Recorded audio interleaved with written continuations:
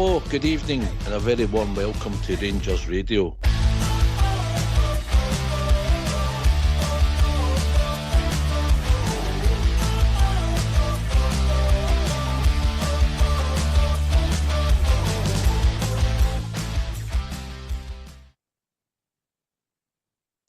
Hello and good evening and very warm welcome to Rangers Radio. Tonight you've been joined by myself, GB, and we've been joined by the young team. We're all back together, the band's back together, boys. We've been joined by young Robert. Robert, how are we doing, bud? Evening, mate. I'm good. It's good to be back. As you said, the band is back together. It's been a few weeks. That's it. And we've been joined by JM as well. JM, how are we doing, bud?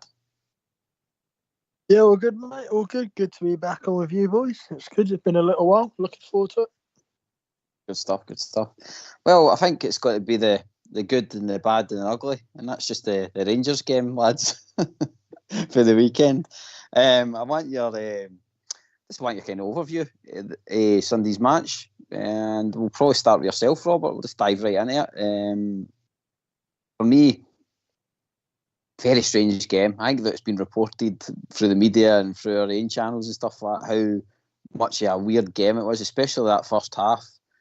And I'll get your thoughts first, mate. What your thoughts in the first half, buddy? I just say, mate, quite a strange game, if I'm honest. I don't think it had a flow. Obviously, the first, 10 minutes of football, we'd played 4 minutes of football in actual figures due to the VAR, the stoppages. It didn't settle for quite a long time. Even when Kilmarnock got their goal, it was still quite frantic and nobody in control of the game. For me, the whole changing point in the first half comes from the penalty and the red card, and that's when the game changes. And you knew then that although we still didn't look great at all, and the balls coming into the box were just, for me, hopeful crosses with no intention of creating a final clear-cut chance. We knew the game would kind of peter out, that Kilmarnock would tire as the game went on, and obviously kick on in the second half. But I thought there wasn't really, again, a lack of creativity from us until we get the goal from Silva. And I think that the goal was crucial before half-time. It changes the team talk. It changes the way they come out the second half. But overall, mate, again, a very strange atmosphere, a strange game, and not a kind of hunger or desire from the players until that second half started. Mm-hmm. No, I agree. And JM, we'll dive into kind of the talking points of the first half there then. So obviously we get the Tav throw in just early on. Again, we started brightly for once. I thought we actually started not too bad. But we get that throw in, and then Sterling's, it's a bit of a ricochet for me. So in my eyes, when my blue tinted glasses off, JM, I think it definitely wasn't a penalty. Yeah, that kind of first one. No, that's not a penalty. Even watching it, as in you're wanting it, you're egging it on, but you're thinking, if we do get this, football's a bit broken and it shouldn't be a penalty. But what's infuriating is just how long it takes, isn't it? That's the problem, because we're both seeing it right away from Rangers fans' point of view. We're saying that can't be a penalty. And then obviously it takes how many minutes it takes. It was a bit shocking, really. And I think we might go into, but obviously now I think the manager's comments after the game might have been lost in a bit of translation. I think he's more trying to say that other penalties have been given. You're looking for consistency, but I don't think anybody watching that can say it's a penalty. Robert, I think that's just a sign of times with the referees and with ourselves and with VAR, that they're that nervous to make a decision. And that says, and I think the rules as well, I think probably in other leagues, maybe doing the Premier League, they understand the rules a bit better, but up here, for some reason, they're hesitant on them. And that, especially that first penalty, like JM says, it should be looked at. You see it's a clear ricochet, and that says we move on with the match. Robert? I think the handball rule overall, mate, if I'm honest, is not clear, and it needs to be cleared up in terms of our league and across football in general. As JM and yourselves have said, it's a clear that it's not a penalty. The length of time, I think, is down to this independent review that came out a few days before it, saying the amount of decisions that had been given incorrectly, and that obviously we had the most against us as such, or had been outdone by the VAR decisions. So that's probably playing a part in the VAR. Now, I've said before on the show, VAR's here and it's going to stay. The way it's run needs to be looked at and who runs it. That length of time is shocking, and the fact that I've even sent the referee to make the decision as well, I think it's embarrassing, and it just shows that they're not in control of the game, and it's probably going to get worse before it gets better. But again, from watching the TV replays, you can see right away it's no penalty, but it's a reluctance to just make a decision and deal with whatever happens after it. Cool, good. I'm glad that I'm glad she's agreed, because I was worried there in case I wasn't back the Rangers. So Dessers has that kind of chance at the 6 minute mark, the offside. I think for Dessers' sake, he's probably glad it was offside in the end up, because again he dilly-dallied, didn't he? And really should have probably, I think even Linda touched on it last night, should have just hit it first time, just get a swing at it, because the command defence weren't aware of it.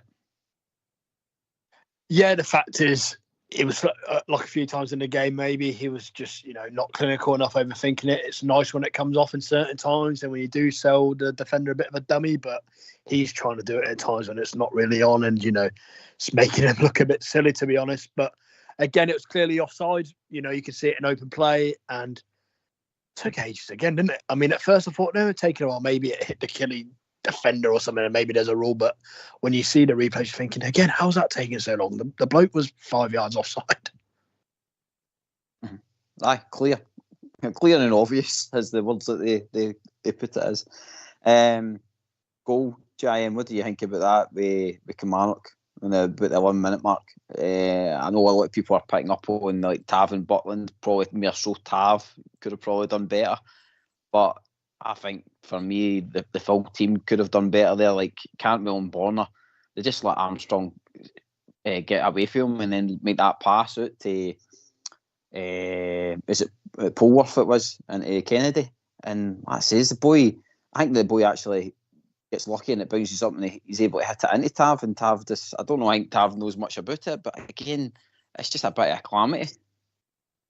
Yeah, and you're right, it comes from the team, but it comes from certain people setting examples of the defenders as well. I remember Managerial when we went on that run with the clean sheets and that, and one of the main stat that came from that we weren't actually letting balls get into the box, whereas now we don't seem to be bothered about stopping them. So there's two things: we're not stopping the ball getting into the box, and that gives everyone a chance, but then we're not dealing with it either, are we? I mean, again, it was not to have it his very best, to be honest, losing the man, and a bit similar to how Balogun sort of lost his man on the blind side the week before. And then obviously, it's not easy when the ball bumps like that. Obviously, you only see it slowed down in real time, but maybe thank God it did go in the goal, because might have been a red card if it never, we might have had other problems. So it was a calamity of errors from the start, not stopping it, and then obviously Tav losing the man and maybe not dealing with it. But it's hard when it's that close to you, but end up going in off his arm anyways, didn't it? No, you're right though. That it probably actually worked out the best for us in a sense, because if it didn't go in the back of the net and hit Tav's on and it went away, we seen what happened. It would have been probably a red card and a sending off for us. So, maybe in hindsight it was actually right. But Robert, we need to really stop this kind of. I mean, that was like only 11 minutes into the match, and we're again away a goal with a start to the opposition. We can't be doing that this weekend. We will touch on this weekend's game, but we need to go into this weekend totally switched on. We can't be getting, goals away within the, this kind of 10-minute mark. We've got to, be solid going into this game at the weekend. No, you're right, mate. And again, it was Kilmarnock's first attack of the game, and they get a goal from it.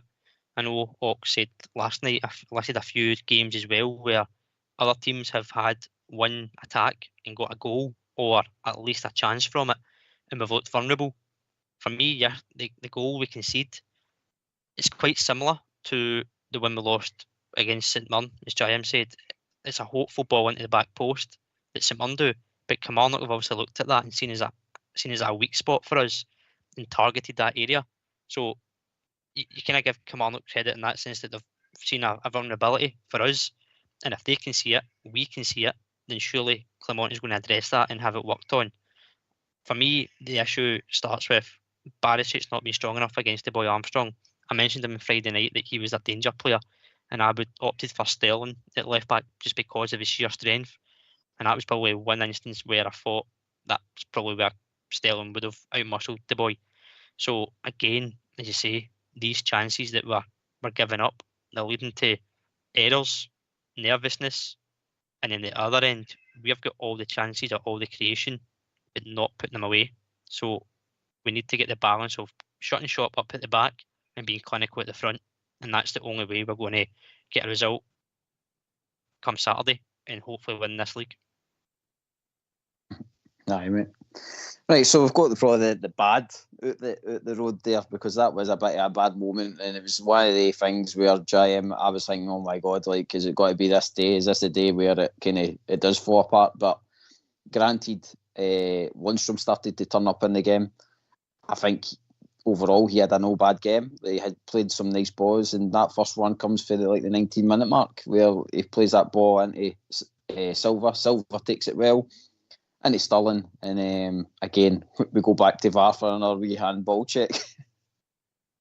Yeah, no, it was good. It was a good run, and not always. We'll touch on it later on about tactics, how we play, and that. Sometimes I think we do it at the wrong times, but it was a really well timed run and lovely weighted ball. Caught out, lovely touch from Silva. Didn't have to break his stride, put it into a good area, and then big Sterling kind of clattered in it, sort of hit his knee, didn't it? But it was definitely going in the goal, and then. A bit of luck for the Kamara guy. I don't think he meant to do it, but obviously it's not the ball going in the net, but it needs to be sent off, doesn't it? And like you said, I don't get, again, maybe with this report that came out over, I just don't get how that can take so long. It shouldn't take so long, should it? And again, why does he need to send the ref to check it? That should be, stopping the ball on the line, send him off, penalty. The ref shouldn't need to go and check that. Mm-hmm. No, that's what they did in South. They confirm it with the ref, and the ref, what it says, like you says, just gets on with the game. And then Tav JM steps up, not his best penalty, unfortunately. I think at the time I thought it was a good save. To me, it's kind of overall, it's good with the keeper, but a wee bit poor with Tav. I don't think he hit it as cleanly as what he wanted. No,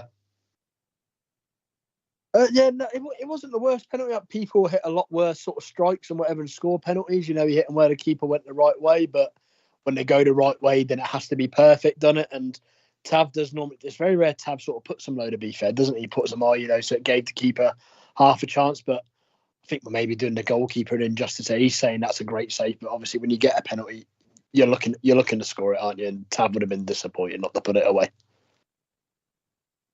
I thought that was going to be the moment that, what it says, we get back into the game. But Robert, we had to wait to about the kind of half time mark, about 53 minutes, I think it was, and then big Lundstrom again plays another lovely ball for Silva, and Silva's on it, and a good finish with the boy. Just about probably wastes it for himself for the celebration. It sounds weird when you say half time in the 53rd minute, doesn't it? With that amount of time added on from the first half, it just shows you how much thought there was.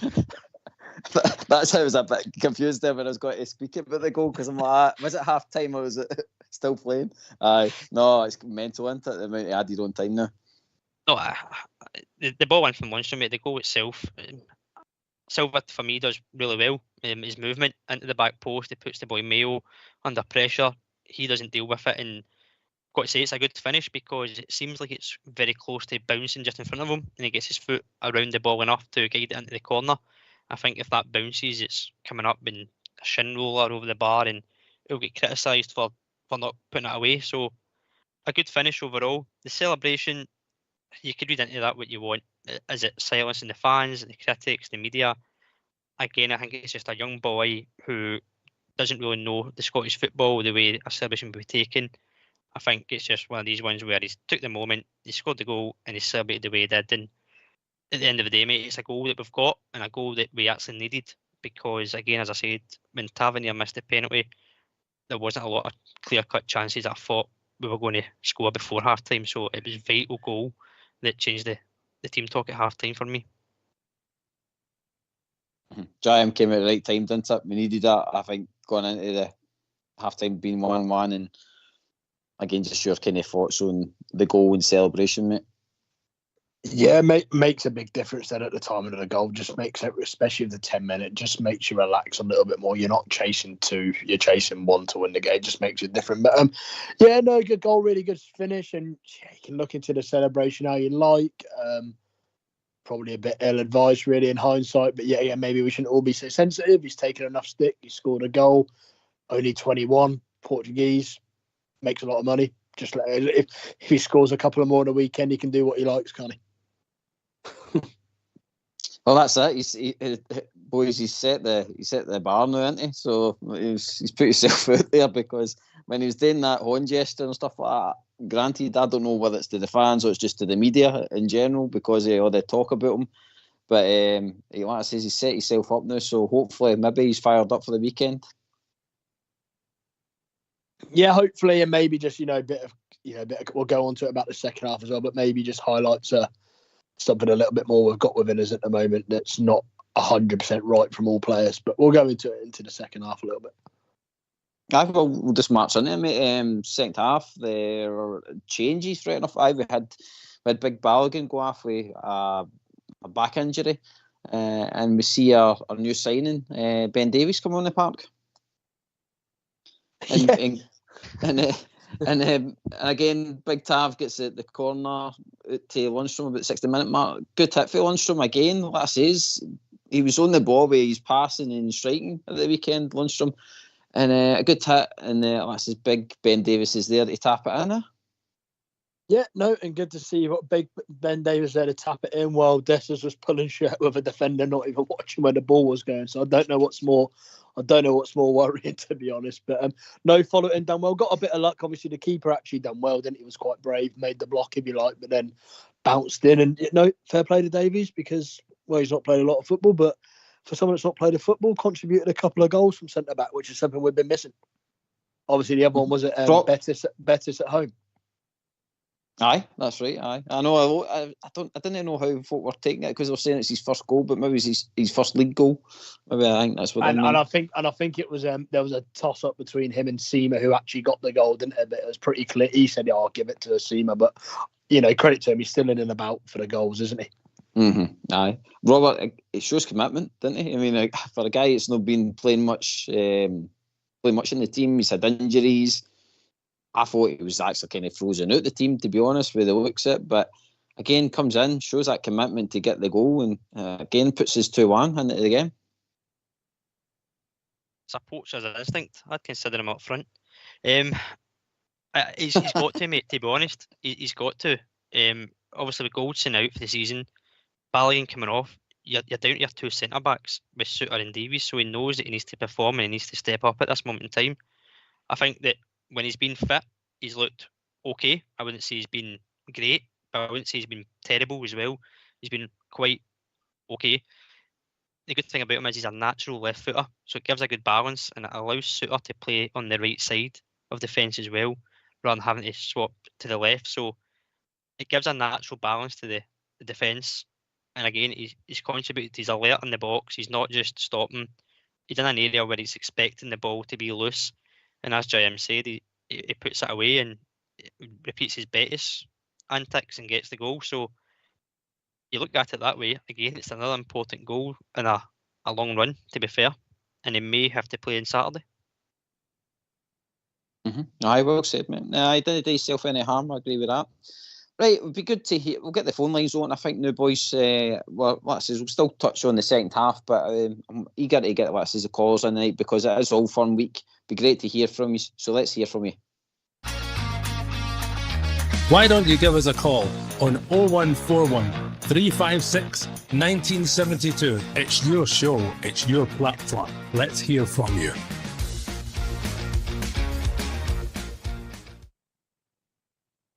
That's it. Don't be shy. Give us a wee call. Come in and talk about all things Glasgow Rangers. It's easy, JM, isn't it? Yeah, easy. All you have to do is give us a call, and one of the gracious hosts will let you in, and you can give us a break and let people hear some sense for a change. True. Right, on to Big Diamandi. Now, this boy, when he first came in, was shooting for anywhere, and again, at the weekend there, he had an alright decent game, I would say, as well. and he shot in about the 70th minute mark right after the post. Jim, we need to see this more from him again. He needs to get that back into his game because, like I say, he started really brightly in the Rangers shirt, and again at the weekend, if that one goes in, it's something that I don't think the full team don't do enough of, is like shoot for the outside the box. Yeah, 100%. I think as a team for a long time, I'm talking seasons, it's something we're lacking midfielders being happy to do it. Obviously, we'll touch later on a certain goal we scored, but if we start adding that to our game, it gives other teams something to fear because they don't know whether to close down, especially when we play these sort of low blocks against certain teams. You know you're going to get the ball back quite quickly. Nothing wrong with taking a strike from 20 yards out, regroup, and you'll get the ball back in 2 minutes. Try again. You know, not all the time. You know, big. I think it was Big Suitor. No, Davies tried, and also Big Suitor did in the first half, didn't they? And you're thinking, oh, what are you doing? Not you hitting them, but you know, midfielders attacking midfielders, striking the ball from 20 yards, no problem with that. And you know, a bit of luck, you get another goal. He was unlucky. Aye, you take deflections or anything, just hit the giant. You know what I mean? Yeah, anything. Robert is Jim's touching on, and I'll come back to you, Jim, to talk about that goal. Robert, best moment of the game, big Tom Lawrence. The boys got this in his locker. I really hope we see it the weekend. And this is the way I think it was McCausland puts the ball out to him, and again Tom Lawrence sends three of the Kelly boys for a pie, and just just rattles it in the back of the net. Just what we know that this boy can do, and it's probably, like I say, the best moment of the match. As it's a well-worked goal. You have to obviously give Dessers credit as well. I thought he played his part in the goal, kind of winning the aerial ball and Cantwell looking for a foul. I think he's just used his strength there. And ball's brought to McCausland, played the weighted pass into Lawrence, and as you say, he steals the three defenders and tucks it away with his right foot. And we've seen him before score with both feet. And again, he's a player that we look at when we're talking about having shots from outside the box. He's got it in his locker. Unfortunately for him, I don't think we've seen the best of Tom Lawrence, and I think that's down to the injuries and not being able to kind of get a consistent run going.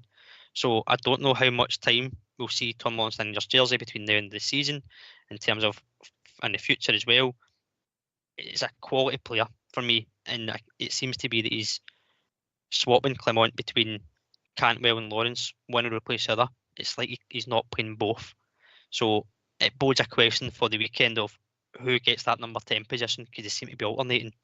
I know Lawrence can play kind of out on the left or the right, so can Cantwell. But the way it's going, it's one off, one on, and they're two, for me, different players, although the same position.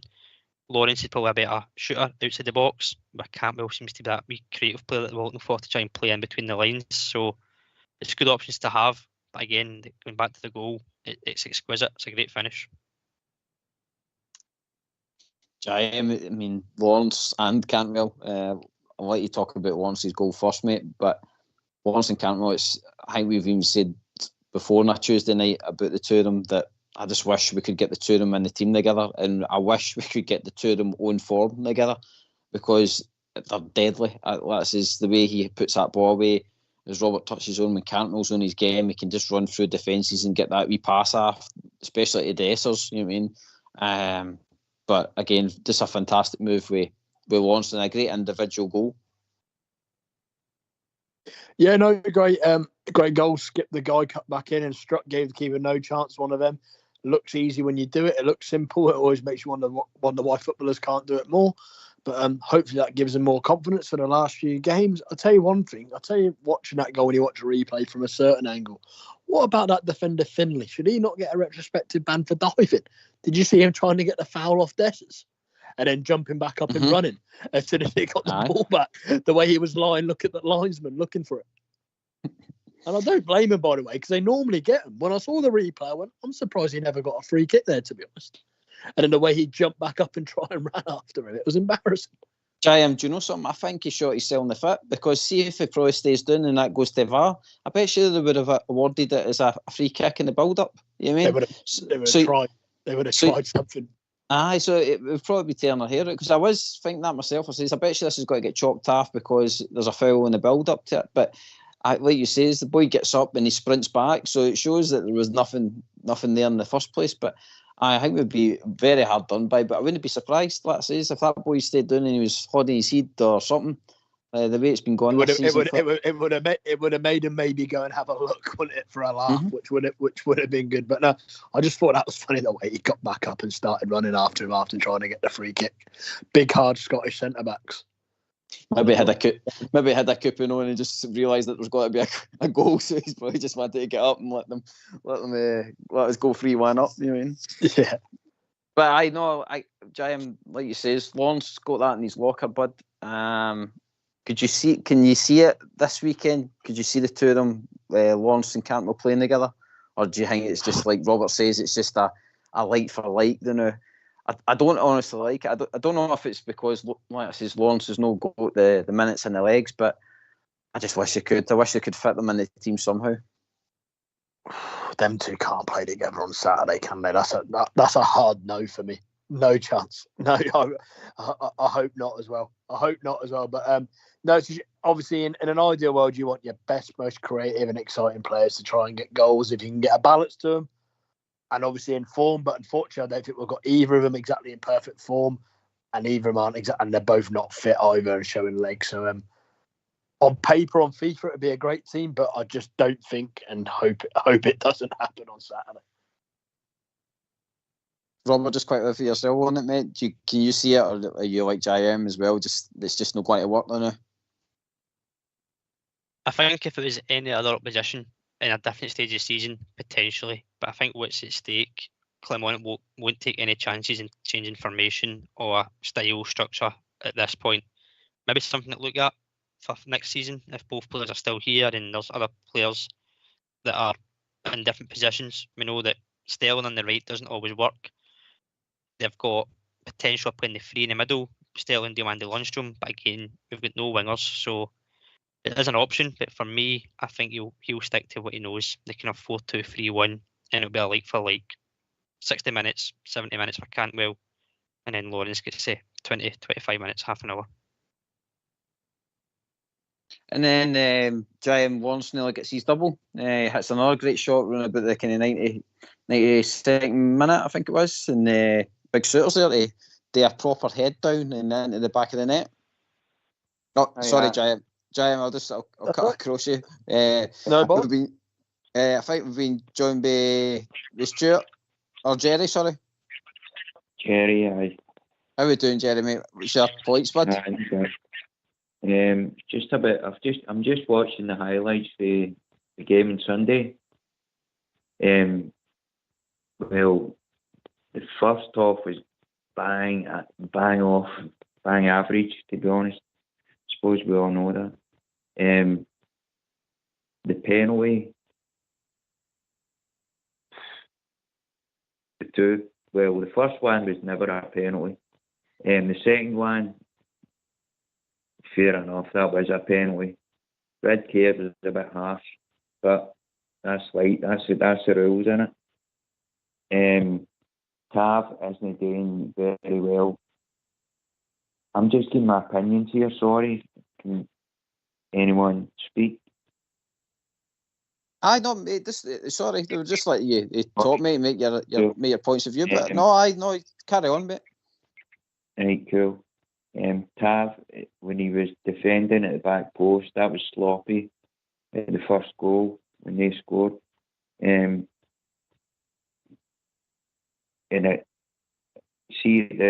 When Silva scored, that's the first time I'd seen it, in fact. I just put the highlights on there. I like Silva. I don't know if any other fans have got a problem with him, boy. But I think he's a good player. He's got a bit of skill about him, you know what I mean? Got a bit of something different. He gets on the ball more. But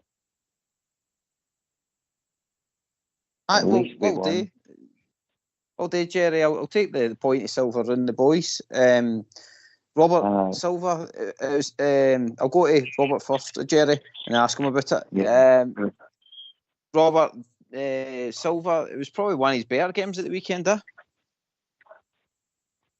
I felt he kind of grew into the game towards the end of the first half. and I think that kind of changed because of the man advantage. If I'm honest, he's one of these players where we know he's got the ability, we know that he's got the creativity. He's just not done it at a consistent level since he's came in, and I think that's probably the most frustrating thing, that he has got this reputation, this potential that he's not really shown consistently. The only time that I've seen him play to the highest standard I think he could was Benfica away, and I think that was a game that suited him because it was open, it was expansive, whereas our league isn't. You don't have someone kind of attacking you. You're more sitting, especially when you come to Ibrox, you're sitting, you're reserved. Kilmarnock play that kind of back five, back three. So he didn't have a lot of kind of space and area to work into. But for me, he grew into the game, and I think the goal gave him a bit of confidence to go on in the second half. Can I argue Jeremy? with that? See the control when we got the penalty. See the control when he crossed in for now when they get the red card and we got the penalty. That was some touch. You know what I mean? The way he brought the ball down, the control. He's got a bit of class about him. I don't know. We've not got anybody else like that. Cantwell's alright.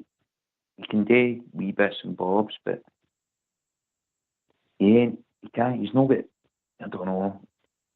Fair play, Tom Lawrence coming on. He played well when he came on.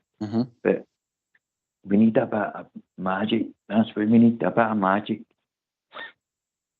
Aye, and Jerry, I'll take that. I'll take it to Jim as well. But Silva, Jim, as Jerry says, the Silva has got that. He kind of showed that bit of magic, you should say, with the kind of two passes for Lundstrom at the weekend. He's got what I says that way. He's got a good touch on him and stuff like that. But we've just not seen it enough since he's joined us in loan, mate, haven't we?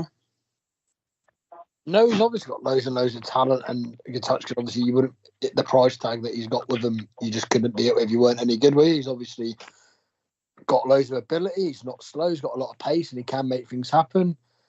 Don't know if he's just a little bit young to carry the badge on certain occasions at the moment from a loanee. I think after the support really started to maybe lose a little bit of faith after the home game against them. A few of the antics, not really what you want from a player, but. I agree that if he needs someone to turn up, he's definitely got the ability to do it. And like you say, we do need that. We need that bit of magic from somewhere, don't we? And there's no reason why it can't be him because he's got bags of talent. But I think probably where the frustration comes with his support is he's not done it enough, and maybe some different antics just with the way he's carried himself a little bit. But he's definitely got talent. Jerry, you starting him on Sunday, buddy? Definitely, aye. I'd start him on the left as well. Seema's no fit, is he? So far, mate, it sounds that he's not going to be, but let's hope, mate, because it'd be great to have him on the right. Exactly. Who else we got? I like Wee McCausland. That we need that big. We need big Sterling. Definitely need big Sterling against defeat. I mean, centre mid.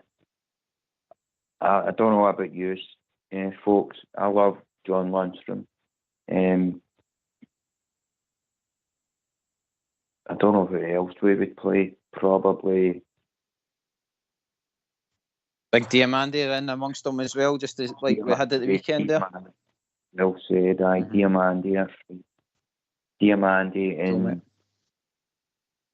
Raskin. I don't know. That's the first time I'd seen him for ages on Sunday there. So I don't know who do you think? I've got a good point, mate. We'll take it round, Robert. We'll jump into kind of old firm there. I'll get your full team later on, Robert. But just the midfield. Do you think it's just got to be the same as what we've seen at the weekend, buddy? I think so, mate. It kind of picks itself, if I'm honest. You look at Lundstrom and Diamandi, and they've struck up an okay partnership at times. Other times it's looked like they're a bit far apart and it could be closer. I don't see Raskin starting the game of this magnitude and this much at risk and what's at stake. And there's no one else really. When you think about it, yeah, you could put Sterling in there, but it poses a question: if you're moving Sterling at all from the right, are you putting him in the centre? He plays right. If you move him to the left back in place of Barisic, obviously Yilmaz is back, which is a bonus. Then who plays central midfield and who plays in the right? So I probably ask more questions than answers if you're moving somebody from the midfield. So I'd probably stick to the Diamonde Lundstrom. Giant, mate, your thoughts on it? I'd have the same players starting, but I'd be moving. Obviously, you're going to go through the team in a bit. I think it will be the same. I'll be doing things slightly different for me to sort of make us a bit more resilient in the middle, but probably be the same starting 11, just with a slight tweak. Well said. Jerry, mate, thank you very much for your call. Great points, buddy. It was just there was a bit of interference in the background, and like I says, I think your signal was cutting in and out, mate. So like I says, give a phone during the week as well, and like I says, make more points, mate, because it was much appreciated that you've contributed to the show, buddy. So thanks again for giving us a wee phone call. Right, boys, we'll just tidy up the game at the weekend. We touched on it about Big Suter. They're getting the fourth goal. Robert, vital, wasn't it? I think the way the game started, I would have took 4-1 if you said to me at that point now. Yeah, absolutely. I think the probably frustrating thing was once we got the second and we got the third, it didn't really kick on. The game fell flat and it seemed a bit comfortable with the 3-1. And I thought, Kilmarnock were very, very tired. We brought on some fresh legs. There could have been more goals scored, if I'm honest, in that goal difference. But as you say, you take 4-1 any day of the week. It's 4 goals, 3 points, and hopefully a clean bill of health. Obviously, Balogun seems to be the only one that got a niggle. You had Yilmaz coming back. So there's positive things in the game. But a 4-1 result isn't something to complain about. Obviously, you want some more goals, but 3 points, and we'll dig into the goal differences as we can as much as possible. But ultimately, it was 3 points that at one stage in the first half, you were clutching and nail biting for. So comfortable in the end, mate. And it's not bad if you score 4 goals in your centre half, so get 2 of them.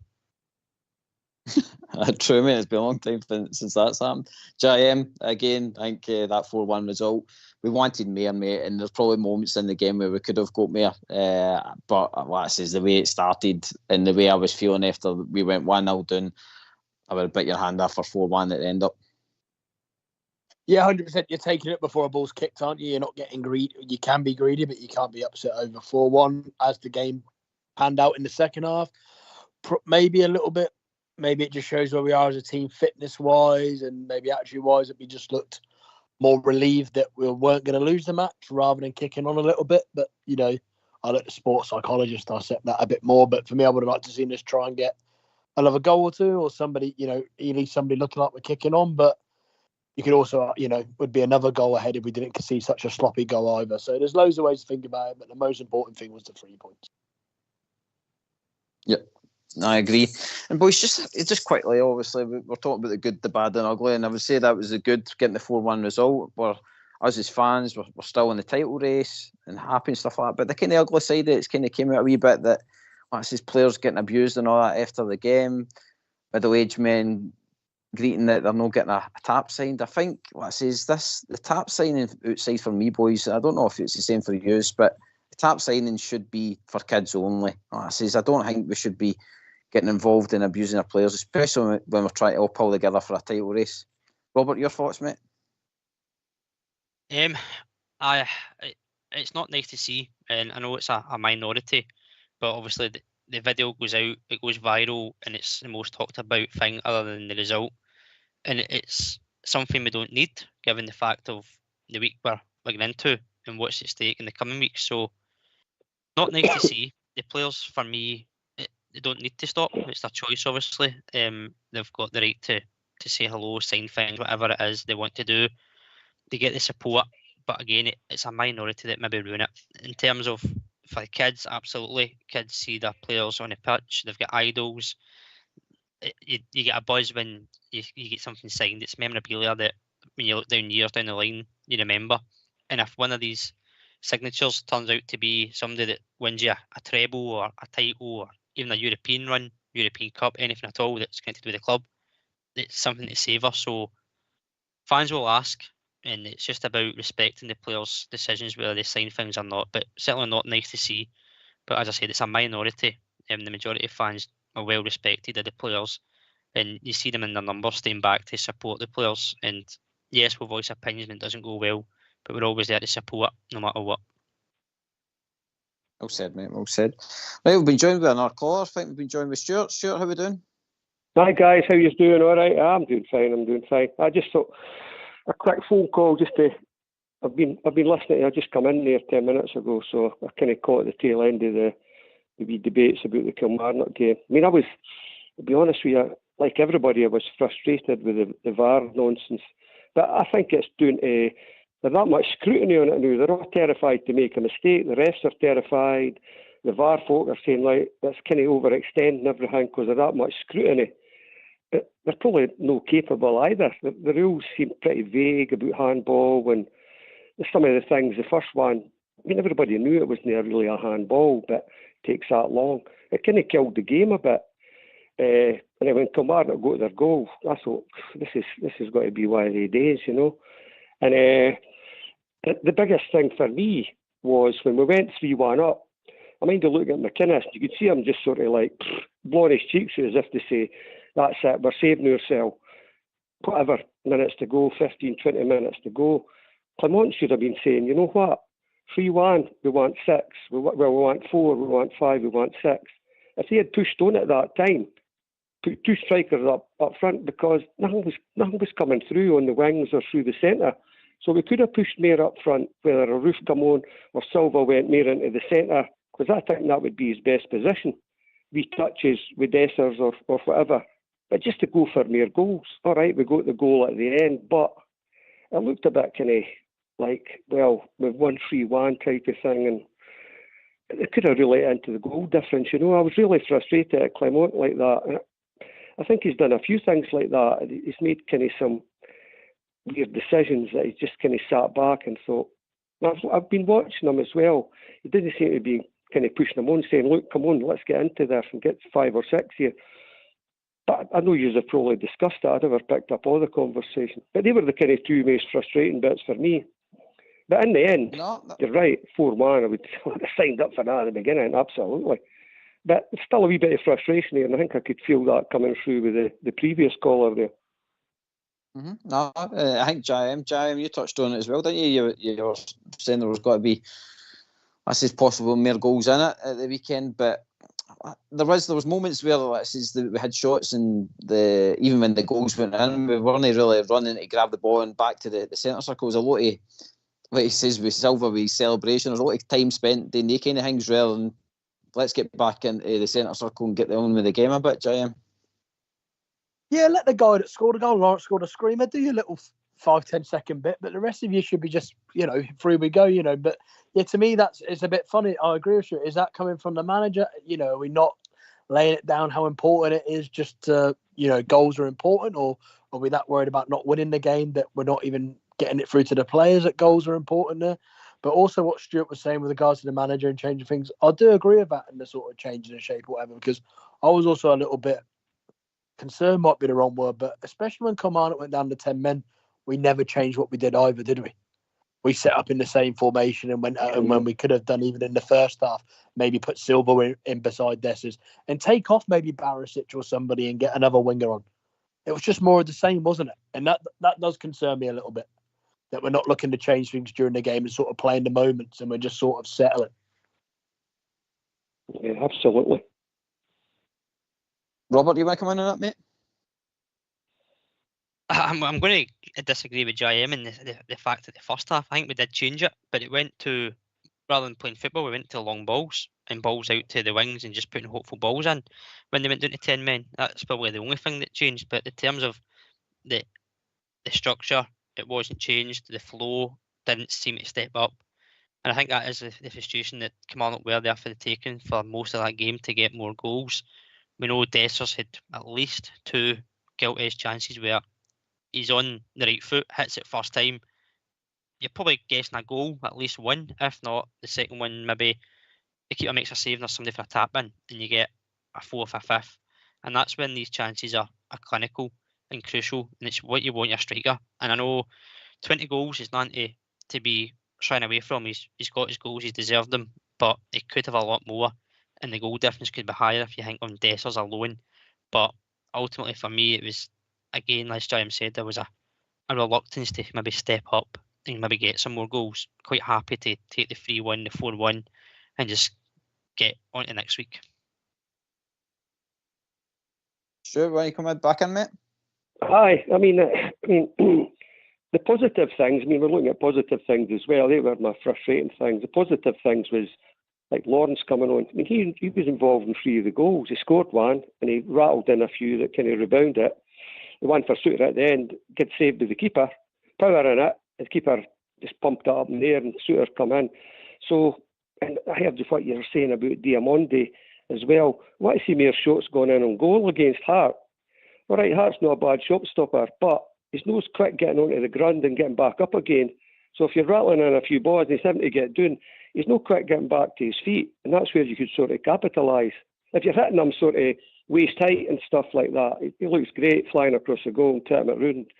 But if you're getting him into his feet, he's not good at getting back up again. I've watched that. That's a big fault. He's not good at cross balls either, coming in at pace. So we need somebody like a Diamondi or a Lawrence to really get shots in. But saying that, who do you put in? Lawrence or Cantwell? I think he'll still go with Cantwell. If he doesn't close down McGregor or one of the other two, Hatati or whatever you call them, we're going to be in a bit of trouble. So he needs to change his tactics a wee bit. And I'm confident that he can do it.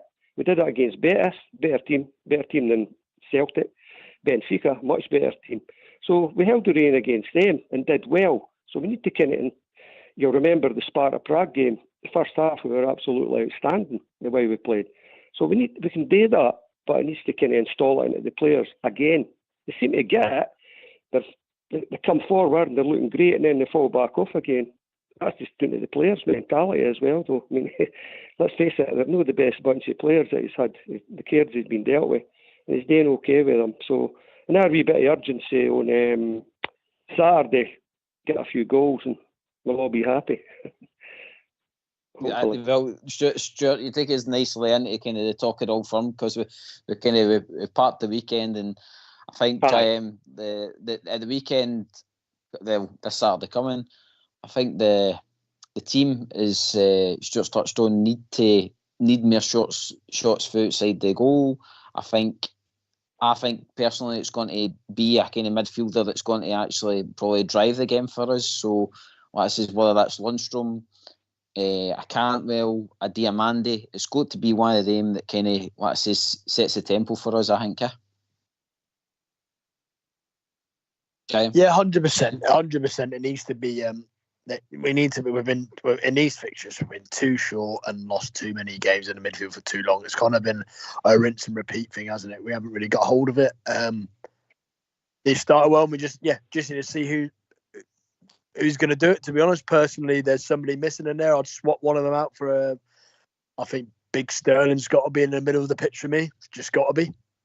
So it'll be interesting to see what everyone else thinks when we go round him. But to me, that's what we're missing. We're missing that, and it's shown in the home game as well for me.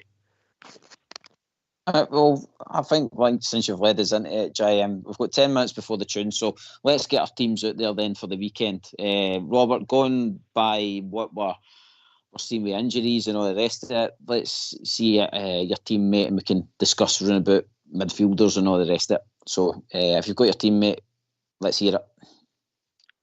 Butland, Tavernier. Are we going with Suter and Balogun? We're going to see Balogun's fit, or are we going to see he's 50-50? Well, he's injured the weekend there, so I'm going to stick with him being injured and just go with Ben Davies back in there. Right, so Tavernier, Butland, Tavernier, Suter, Davies, Yilmaz, Lundstrom, Diamondi, Sterling, Cantwell, Silva, Dessers. Aye, fair enough. Stuart, you got your team in mind, mate? Any different for what I Robert's mean, got? it's pretty much the same as that. I mean, I'm kind of swithering on McCausland for, what do you call it, Silva. I'm really kind of thinking of that. I'm thinking of the weaknesses of the Celtic. I mean, there are weaknesses in certain areas, but for me, the last Celtic Rangers game, Silva was destroying Greg Taylor. He was absolutely destroying him. So we need to exploit that. That guy is really off the pace now. They're looking to replace him in the summer. And he's done. You can tell he's done. So we really need to target that area. Could McCausland take him on? He's speedy, McCausland, but he's good at cutting in. I like that with Ridvan cutting in. So if he cuts in, Tav could go on the outside. So I feel we could sort of exploit that. I think Silva's kind of a wee bit gone in the huff if he doesn't get started and things like that. Maybe that's playing on Clement's mind. I don't know. There's a toss-up between McCausland and Silva for me, but I would sort of put McCausland on the left this time. And he could play anywhere across the front three, I think, that wee boy. He's not a winger. He kind of, similar to Silva, he likes to come in. So I could see that working. But again, you could never guess Clement, sit and guess him. I mean, he might just go with the same team, as you say. I've not got a problem with that. But he needs to change it up a wee bit to be a bit less predictable for me. Something different. We need to win. Aye, Simple as that. We need to win. Aye. Giant, mate, I purposely went to Robert first and run the boys to come back to yourself for your team, mate. So let's hear it.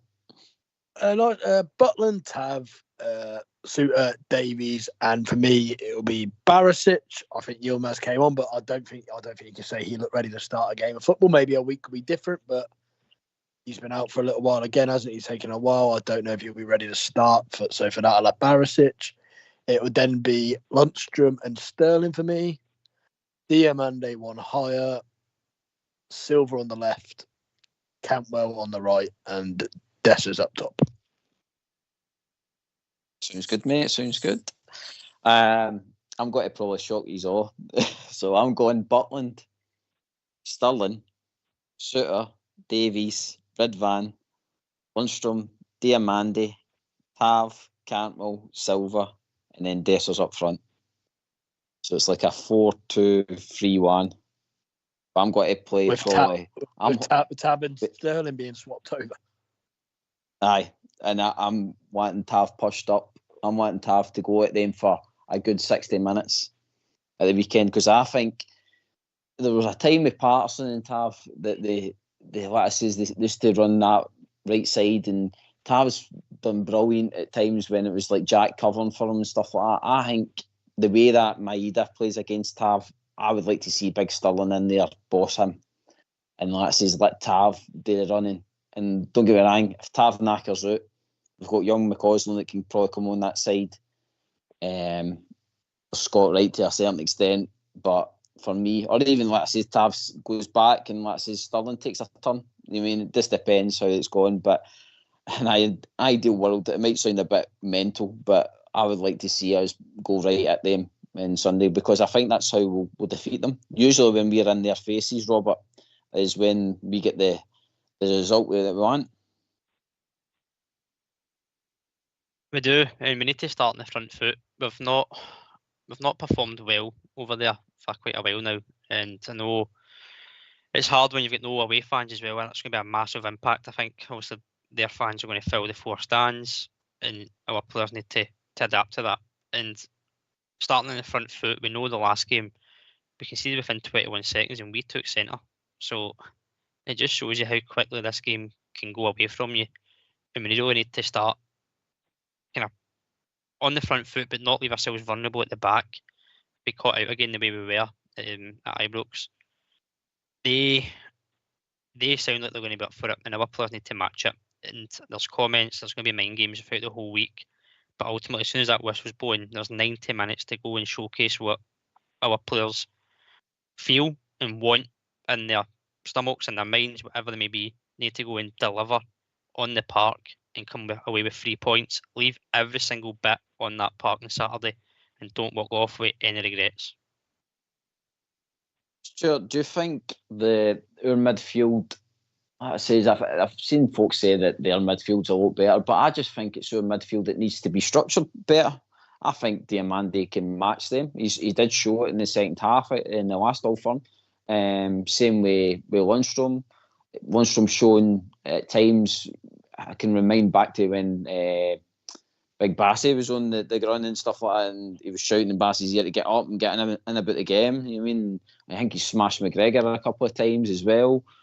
I just think we just need to be organised, especially in that midfield. Well, aye. I mean, go back to the toughest games we had against Betis. Their midfield's far superior than what Celtic's midfield is. And we took care of them purely because the endeavour and closing them down a lot. And the key to the whole thing for me is this McGregor, they say he's a great player. I think he's that kid. Put somebody on him and he's done. Look at the Rangers when we beat them 3-0 at Ibrox. Again, it was a dead rubbery type of game, but they didn't want to come here and get beat 3-0, let me tell you. So Cantwell sat on McGregor, forced him into a mistake. One of the goals came for that. And that's what they need to do, get in their faces. Look at what Shinnie does to Cantwell a couple of times. A wee bit of LB here and there. There was one incident, I think it was a semi-final, I can't remember. Shinnie was watching the ball coming up and he just put his elbow across Cantwell's throat. Nobody seen it. And it was a deliberate foul. McGregor doesn't get that done to him. He needs to get roughed up a wee bit. Once he gets rattled, anything can happen. Because that's where it kind of comes from. It looks good because you're giving them sort of 10 years of space. Close them down. They've got to close them down. But they're frightened to do that with the ball at the top for Kyogo. But we could still sit back and we could still close like some McGregor doing. That's what I would do. I would let them come out with the ball a wee bit and squeeze the game up so you can get the ball over the top. Because Dessers isn't bad at holding it up. He's good at running off the ball. So I feel it could work in our favour. A Real Betis type of performance, a Benfica away type of performance. They were probably more intimidating games than going to the Gyro Dome, let me tell you. Tougher games. So I'm looking for high intensity, to be honest with you. You know what I'm a bit concerned about?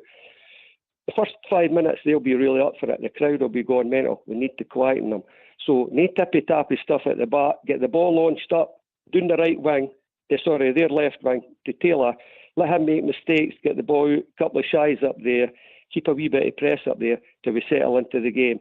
To start marking about at the back, tippy-tappy stuff, Kyogo and Maeda running it down, then that sets the tone. Get the ball up out the way for the first 5-10 minutes, and then we'll settle into it with intensity. That's what I would do, but what do we get in it? What do we get? No, Stuart makes a great point. We've got to weather the kind of storm because they're going to go at us. But again, we need to let them knacker themselves out, JM, and take control of that game. And Tav, like I says, been a brilliant servant for the club, brilliant captain. He needs to be switched on. If he's getting the nod for that right side again against Maeda, then like I said, I know the team need to help him, but that says for me, he needs to be switched on because Maeda, he's just a runner. He's not technically gifted. He's a runner, and like I says, Tav really needs to be switched on with him because if I see another goal come for that right side in an Old Firm, I'll be greeting. Yeah, 100% Weatherstorm. Play the conditions, play the situation. We didn't play the conditions very well at Ibrox last time, as Stuart mentioned there. They're full of runners. We were playing against the wind and we were passing the ball around our own goal line. It was embarrassing to watch. And I do think this is where the manager and the coaching staff, a lot of the players have taken a lot of stick, and rightly so, over the season. But I don't think the management team's been blameless since they've came in the recent form. And they're going to earn their crust at the weekend because we are set out with a good game plan, as Stuart said. If that's just turning their defence to start with, then that's just turning their defence to start with. That means we're doing it properly when we turn them. We're getting up the pitch. We're not leaving big gaps between the midfield and the defence and the forwards, because that's our other problem, where we lack pace in the middle if we don't start Sterling in there. And that's where we start to get ragged. So it's going to be a big team effort, as you can tell. We're already starting to get pumped for it. It's a bit early for it, but we're getting there. And but yeah, it's just about going out with a clear game plan and, for God's sake, not giving them a 25-second start. Oh, you're Jim, you're right to get the party started already, mate. This is the battle fever is definitely on. And just as we say that, we've reached that time of the evening, folks. So if you can get yourselves on mute, we're going to have a tune.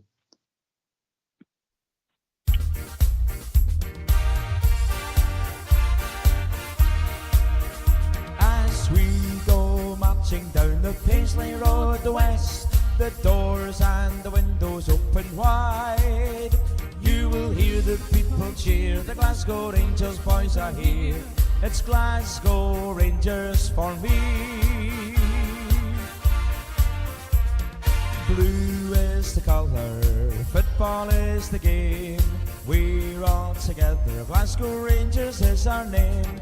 For we are the best team in all Scotland, and Glasgow Rangers is our name. So bring on the Celtic, your Hibs and Aberdeen, your Dundee United, we're the best you've ever seen. We play hand on heart, God save the Queen. It's Glasgow Rangers for me. As we go marching down the Paisley Road west, the doors and the windows open wide. You will hear the people cheer, the Glasgow Rangers boys are here. It's Glasgow Rangers for me. Blue is the colour, football is the game. We're all together, Glasgow Rangers is our name. For we are the best team in all Scotland, and Glasgow Rangers is our name. So bring on the Celtic, your Hibs and Aberdeen, your Dundee United, we're the best you've ever seen. We play hand on heart, God save the Queen. It's Glasgow Rangers for me. It's Glasgow Rangers for me. It's Glasgow Rangers for me.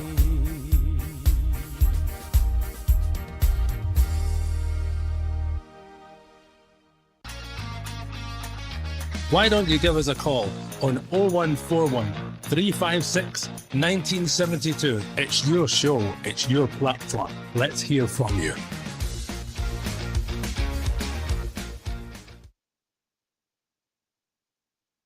Aye, that's it. Give us a wee call. That's just, now we're well into the All Firm chat, so come and join us like Stuart did and make your points, and let's just get the chat going in here. Stuart, the last All Firm game, I think the manager would have learned a lot from that second half. How about, let's just taking it to Celtic? Granted, he made the substitution at the half time when it was right off and Sima on, and unfortunately, the way things are looking, we're not going to have Big Sima to come on to that right hand side. So it's the right hand side I think is the weakest for us, mate, going into this All Firm. The left hand side seems to take care of itself. I think Silva, last game, was like you say, was a problem maker for them. Young Ridvan, if he can make it, it's going to be good for us. But it's that right side. I think we need quality for it, and like I says, my idea's a bit wild, but I think like I says, I'd much rather see Tav run at them than Big Sterling. Sterling at the weekend. Big Sterling at the weekend, you can see at times he's good, he's a big powerhouse, but he's just not got sometimes that winger's brain. You mean the boy's a centre back, you mean, and I think he would be able to deal with the likes of Maeda's pace and all that all day long, I think. Easy. You know what I like about sort of Big Sterling? He seems to ghost into open spaces. He just seems to arrive and he gets the ball, and you're like, I mean, that, when he got the penalty, I mean, he probably had no right to be there, if you know what I mean. Yeah, it should have been a sort of Dessers, I can't have Silva, but he seems to get into these positions like what he did with Betis and stuff like that. So he's got a good awareness about him. And I agree with what you're saying. I'm convinced if you two things: shut down McGregor and target Greg Taylor all day long. Because when Sima was targeting him, you could see it in his eyes. I mind it scanning on his face. He was absolutely terrified. It was like that situation. I can't mind the wee guy. I was looking up at Duncan Ferguson. He had that look on his face, like, what was that guy's name again? The wee guy. Can't mind. Anyway. He's looked terrified. See, we're running at him, so we need to target these two areas. If we could nullify McGregor, I think he's a great player. He gets too much space. Take that space away, get a couple of balls in the first 5-10 minutes up their left side, put a wee bit of pressure on, bully them a bit, get into their faces as the ball's coming up, nudge into them, make saying, look, you're in a game, pal. rather than start tapping the ball about the first 10 minutes, first 5 minutes, because they'll run at you. Just set a wee marker down on them and then build it for there. You've got 80 minutes to build it for there, rather than try to be fancy in the first 5-10 minutes and go a goal behind again. So we need to be mindful of that and just, as you say, high intensity. And if Sterling was playing on the right, he could step back a bit and like Tav, they could sort of interchange like what they did with Patterson. It sort of would work well. And it would make Taylor be a bit unaware, think, what's happening now? Who's coming, Tav or it's Sterling? Ken? He's not a good player, that boy. He's lost a lot. So, again, it's all about intensity for me. And a wee bit savvy this time. A wee bit savvy. Aye, yeah, what you says, brain switched on. Robert, I think where Stuart's right is that we do need to switch it up. I think there needs to be something different in this Old Firm game for us. I'm not saying wholesale changes to the team and stuff like that, or major tactical changes, but I think we need to kind of surprise Celtic a wee bit. And I mean, obviously, the way it's looking, our defence side of things, it might be certain Davies. It does make me a bit nervous because they've kind of had sometimes a wee bit of mare together in an Old Firm. But again, I just think something different might actually let us shake them up a bit. And I think, as Stuart says, that the McGregor thing, I think we've shown in the past that if we deal with him, then the Celtic don't really operate as well for some reason. I don't know what it is, but that boy seems to let us navigate them through a game. No, you're right, mate. You can watch games back and you can see that he usually has the freedom of the centre circle. The last time, as I think Stuart mentioned earlier on, the last time them that was really close to him was the 3-0 game at Ibrox. Cantwell was fairly close to him, and we know that Cantwell can do quite a defensive shift when required. And I think we're going to need that come Saturday as well, just to kind of go man for man with their free.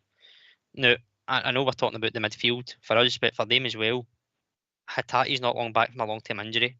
McGregor's played 5 games since coming back from injury, so he's still getting up to speed. They're not the greatest midfield in the world.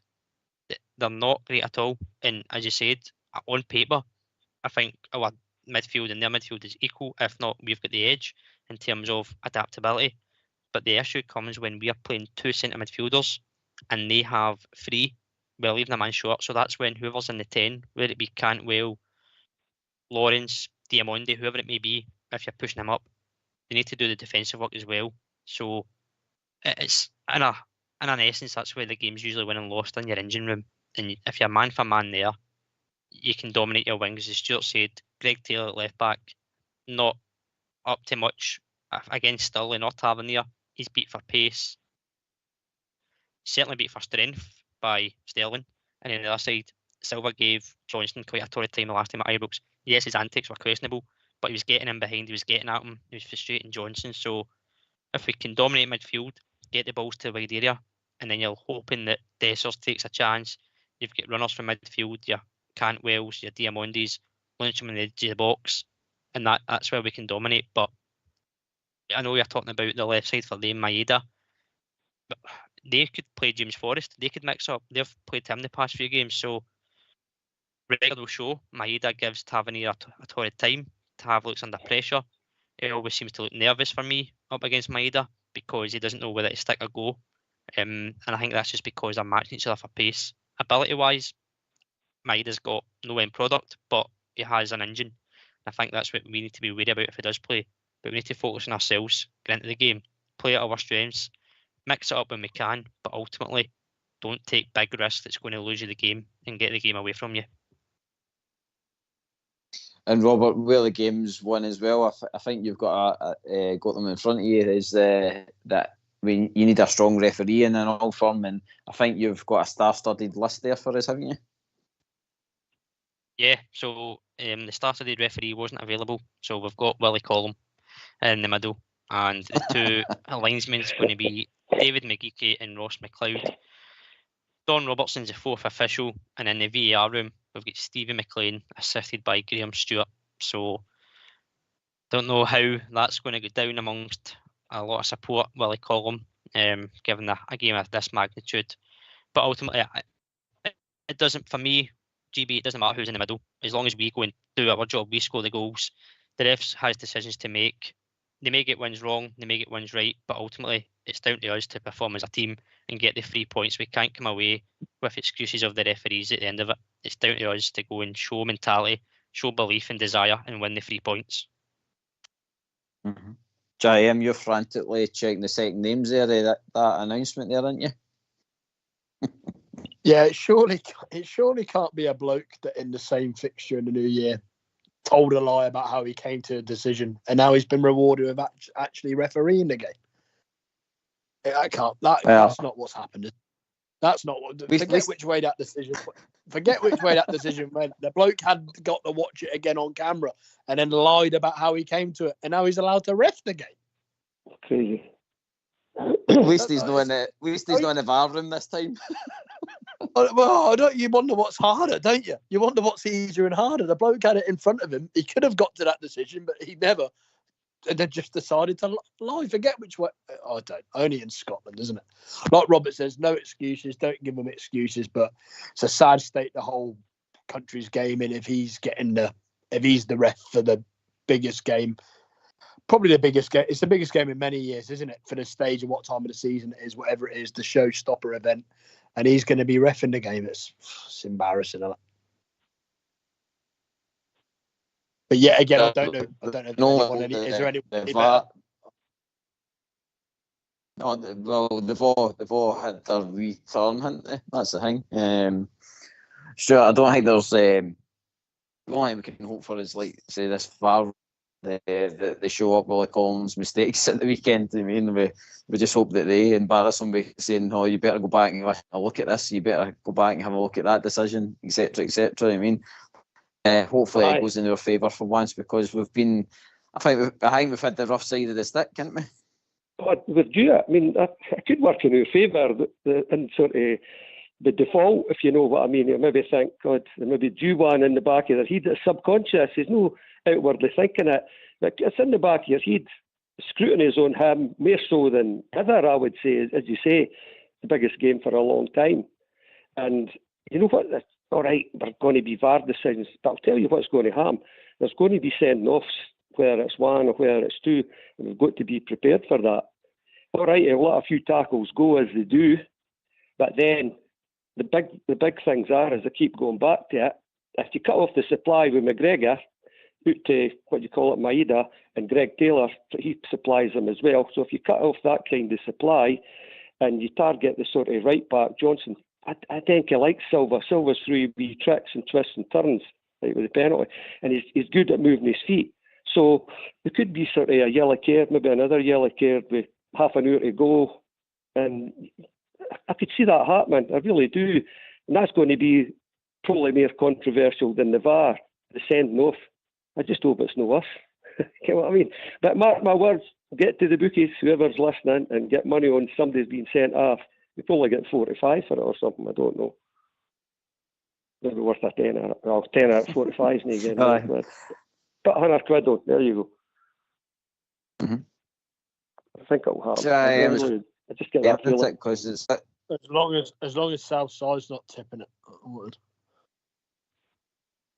I bet you'll lynch with somebody. I think I could just see it. Somebody getting sort of worked up.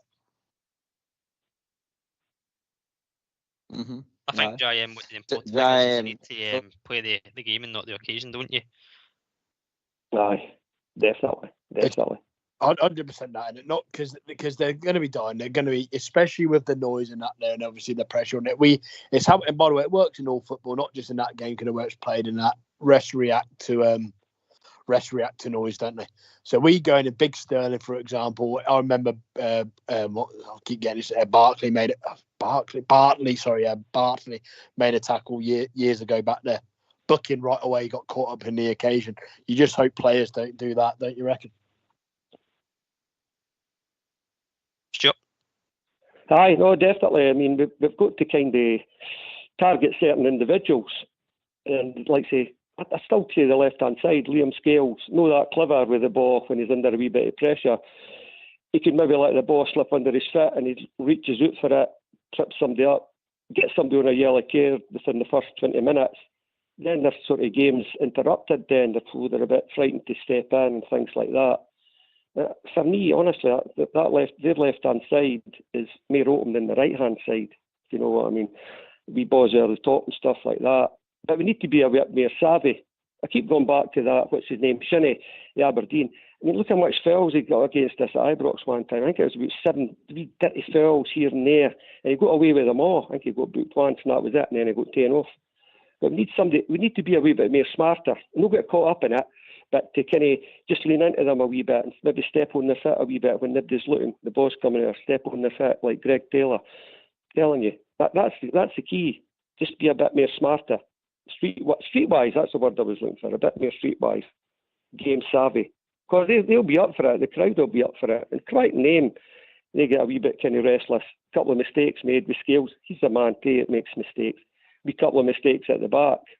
And I just feel we could win about 2-0. You know what I mean? JM Stewart's getting his prediction in early. I think No, the important thing is as well, Sorry, Stuart, you go. No, I just feel that it's going to be one of them games. It's going to be, I think, a high-scoring game, 2-3-0. I just get that feeling. Because whoever gets it, they'll break the other one, if you like. I mean, if we went 2-0 up, they would just be, the crowd would be going mental. You'd probably get more. Or 1-0 with about 20 minutes to go, get another one. That just kills it. 2-0 kills the game this time. Like they went 2 up and we got back. For me, 2-0 kills this game because of the energy that will be used to kind of, because it's got to be frantic, let's be honest about it. Yellow cards, maybe a red here or there. As you say, the battle fever. You can't how we're feeling as fans. How do the players feel about this? It'd be good to flash into one of their houses to see them be sitting watching Coronation Street or something, no bother in their arse, do you know what I mean? But, No, you're right, Stuart. You're right. It's the players' mentality, I think, needs to be correct. And you mentioned there the crowd. I think that's going to be an important factor. Obviously, we know again there's no away fans, unfortunately, in this fixture. So we do need to kind of take the game to them and get the crowd against them. Again, we'll touch on officials a wee bit, but if any early tackle, and if you want a player to leave a mark and leave a stamp on a player early doors, we've got to be careful with it as well, that we don't pick up a silly yellow card, that you're sitting there for 85, 90 minutes plus with a yellow card on you. And a decision that the crowd can influence the referee, and that's what we don't want. We don't want the game overshadowed, do we, Stuart? No, a wee bit. I mean, I've got to use the word that's probably, I can't mind who used that. I don't know if it was Jose Mourinho. A wee bit what I call anti-football. Get the ball launched into when you kick off, get the ball launched right up the left hand or the right hand. If it gets a wee heat on or anything like that, but doesn't it goes out for their shy, maybe about 5 yards for the corner. Push up, keep a wee bit. Again, it's no attractive, it's no sexy football, it's no whatever. We're no Man City or anything like that, or a Bayern Munich. Do that for the first wee bit of sort of 5-10 minutes to get your feet into the game, get a wee bit settled in, and then they'll be thinking, Christ, what's going on here? I know we play a lot of long balls, but we try to sort of, it rebounds a lot into the midfield, they've got it, and then they're away attacking us. Make sure if we're not getting it, it's going out for a shy in the first 5 minutes only, and then get settled into the game a wee bit. Anti-football, but anti-football sometimes works. Not for the whole game, maybe for the first 5 minutes. But we need to be aware of this first 5 minutes, man, I'm telling you, we need to be. JM, do you think the way that we'll set up will be see out the first half, or do you think we will go foot to the floor, hammer and tongs, and try and get on top of them to get the players buzzing, quiet the sound of the crowd, as Stuart says, and take it to them? Or do you think we'll be quite reserved in the first half and see what we can do in the second? Because we seem to be a team, I don't know about you, where if the first half's not great, we do kick on in the second half.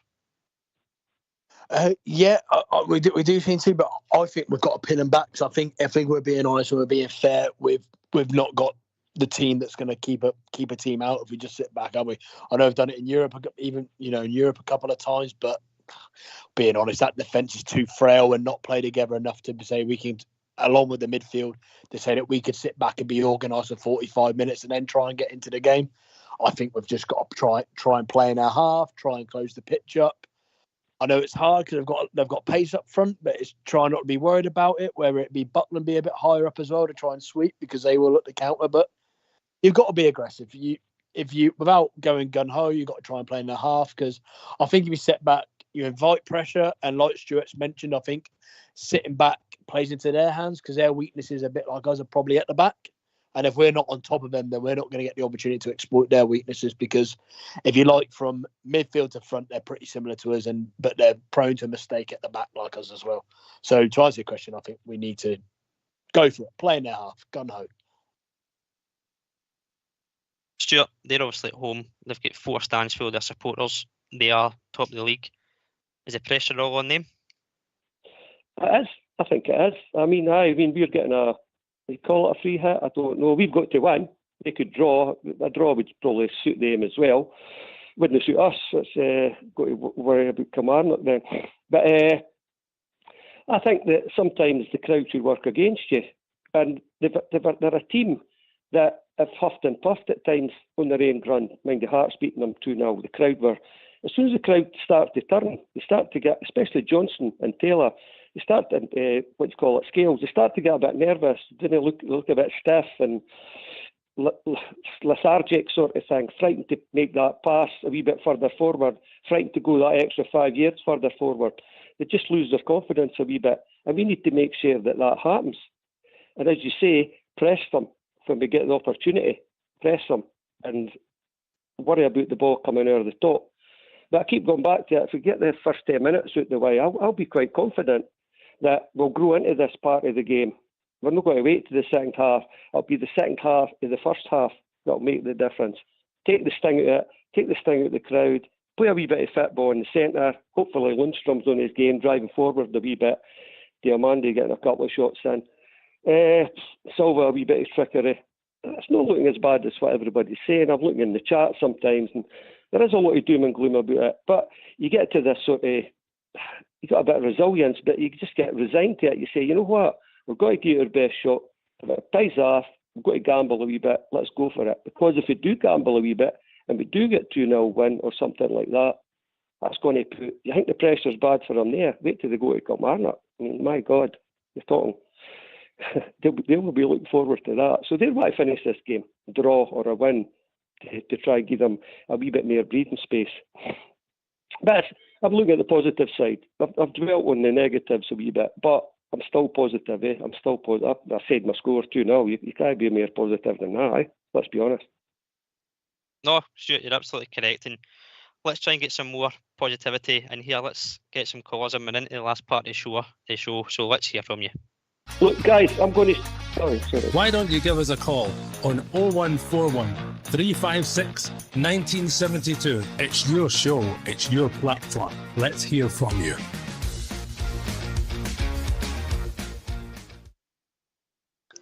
Guys, I'm going to scoot away now. I'll let somebody else maybe get a chance. But thanks for taking my call again. And I might catch you later in the week or something. Okay?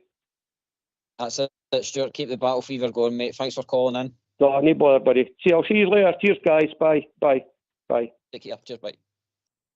That was a great call there, boys, wasn't it? It's good to hear from Stuart, and like I said earlier on, it was Jerry. So I says that's what makes a show. So please, like I says, give us a call.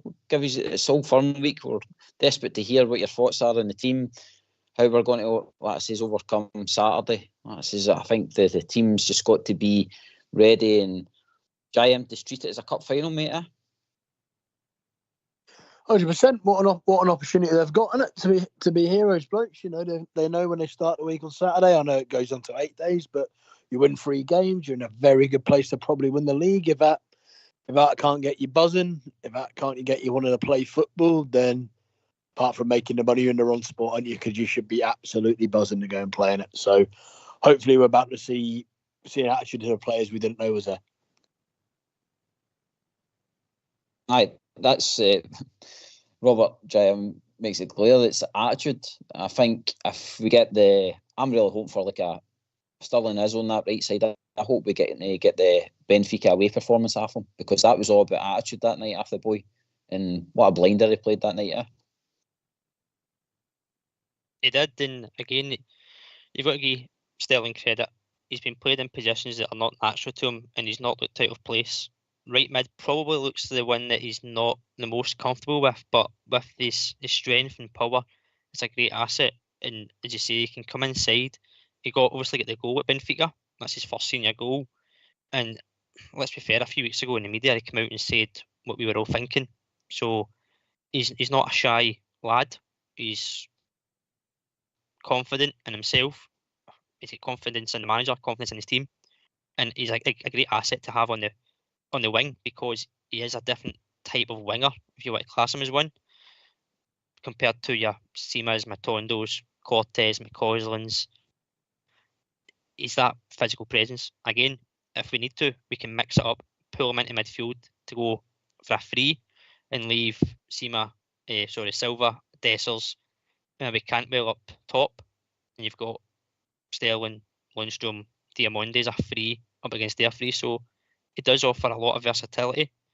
Next season, I think will be different for him as well, because I think he might find himself in another position, if not probably more solidified to centre midfield, which I know a lot of people want him to be, that centre midfielder, and along with Diamonde. Well said, mate. JM, the number 10 position, would you be going with Cantwell or Lawrence? Who would be your nod? Between the two of them, for starting a game of football at the moment, I think it's still got to be Cantwell. I just don't think Lawrence has looked like he's been able to get his legs going since his injury, has he? And I think, unless, I know 5 subs and whatever, but if you like, traditionally that starter needs to last at least an hour, doesn't he? And I think Cantwell probably has got a little bit more pace that I think we need. So I'll be going with Cantwell. Even though I could contradict myself, I think Lawrence is more likely to get you a goal. So call me contradictory if you like. But I think for the game, Todd Cantwell needs to give us a performance. I'll be going with Cantwell. Aye, I think so, mate. I think so. I think Lawrence in the last Old Firm game didn't really credit himself. I think that's the word. I think his performance was quite lacklustre in it, and he didn't seem to really get his grip. It's the legs, and we've had it for a long time. I've spoke about it loads. And when you take, if you had first that line, it was Lundstrom, Diamande, and Lawrence, wasn't it? And obviously Diamande's not slow, but he's not rapid, and can't play a game with no pace in the middle of the pitch, can you? I don't know, Cantwell much quicker, but that's why I'm hoping if I say it enough, Clement, that's why I'm dying for Sterling to be in the middle of the pitch. So I'm just, because you need legs in there, don't you? Professional sport, you need pace in the middle of the pitch, and I know we're not blessed with it, but for me, it's crying out for it, and it's where we lacked in the first game. No, and to be fair, Jim, that's where he's performed his best, Sterling. I think that the times when we put him into that kind of centre midfield, that he played good, he was solid, he drove forward with the ball, but I think the hardest thing, Jim, into it is just because we've got Lundstrom and Diamande. Diamande seems to get that nod now as the guy that's meant to grab the ball and drive forward, but again, he's got to show up for us. Yeah, again, if you compare it, we're just going for the not other games, but the Old Firm, his first half, no one was very good, but again, he looked like maybe a kid just slightly lost in the moment in that game. Maybe it's the shape that didn't help him, but looked isolated. Done all right for a little bit in the second half before he came off, but not great. He needs to show a game, and not, again, like a lot of them, needs to put together a performance, and not just to be like 10 minutes of some not bad stuff and saying, "Oh, he looked good." That, this is the time where we need performances, isn't it?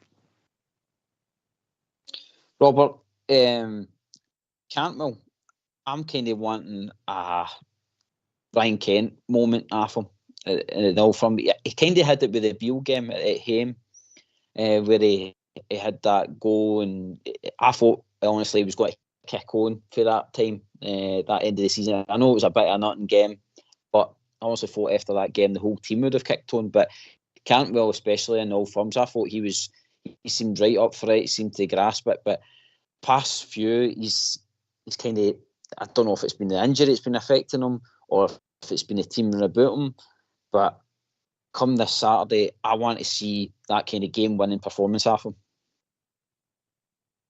I think it's down to where you're asking him to play and how you're asking him to play. As I said, he can do the defensive shift. So if we're asking him to do defensive work, he's probably going to be about 5 to 10 yards further back than we'd like him. But if you want him to be on the front foot, to be in amongst the box, getting second balls, hitting shots from the edge of the box, he needs to be up away from Lundstrom and Diamande, if that is the two. So it depends on what you're asking Cantwell to do, I think you'll get the best from him. As I said, he's technically gifted. He'll find the pass. You put your mind back to the weekend. He slides a ball down the channel for Dessers, who should hit it first time, and he doesn't. So he's kind of got that eye of a pass. So he's a creative player. But again, in times, as you've said, he's been getting the ball nearer the halfway line rather than up near the goal, where he can create the danger, create the pass, create a chance, or open up a bit of space by drawing defenders out. So again, he needs to step up, but so does the other 10 players in the park as well. They all need to play their best. As I said earlier on, leave everything on the park, no regrets, and walk away with your head held high with 3 points behind you as well. Yeah. So can I jump in? I'm just conscious I'm banging on about Sterling a little bit. First of all, I mean, we're assuming he's got to start, isn't he? Big Sterling's going to start. So it'd be interesting. I don't know if we can do a poll or whatever, or people, if they want to ring in, where would everybody actually want Sterling to play? Do they want him just on the right midfield again? Do people want Sterling in the middle of the pitch, or would they drop or move Tavernier around, like you said, GB, and put him in, put him in at fullback? Be interesting to know. Mm-hmm. I like it. I like how you're getting old school boys some work tonight. I like when he's kept busy. Been a bit easy. A couple of callers and just let's say it's been a bit easy. Right. Okay. I will set up a poll then. So, what do you want? Do you want midfield, right side, fullback, and fullback? Yeah, and then obviously old school. And then say we need a fourth, so we can put bench as well. If anyone wants to put bench, if anyone's brave enough to bench him. What about left back? Maybe. You know what? That's probably better, isn't it? Yeah, you got. Because he's got to start, hasn't he? He's not starting. He's got to start. Left back, right back, central mid, and right mid. Let's see what the poll flings up. Yeah, where should he play on Saturday? Not his best position. Where should he play on Saturday? Okay, good. Right, old school boy. You let us know how that gets on, mate. And Robert, you can keep a wee eye on Facebook and see if there's any controversy in that. I'm on it. I'll keep a close eye. If you're going to try if you're putting them in the middle, right, for Luncham or Diamondi, who plays on the right? I'm not. I wouldn't be putting him in. I wouldn't be putting him in the middle for Luncham or Diamondi. I'm being a bit thingy. I'm moving Diamondi one up, and I'm telling Cantwell to like it or lump it and go on the right hand side. I don't think Cantwell's doing enough to say at the moment, you've got to build your team around me. He's not done it consistently enough to say he can't be moved from that number 10 position. He done his little ego trip and got moved, and we done it and not done it. And you reckon Cantwell's done it enough to say he has to stay there?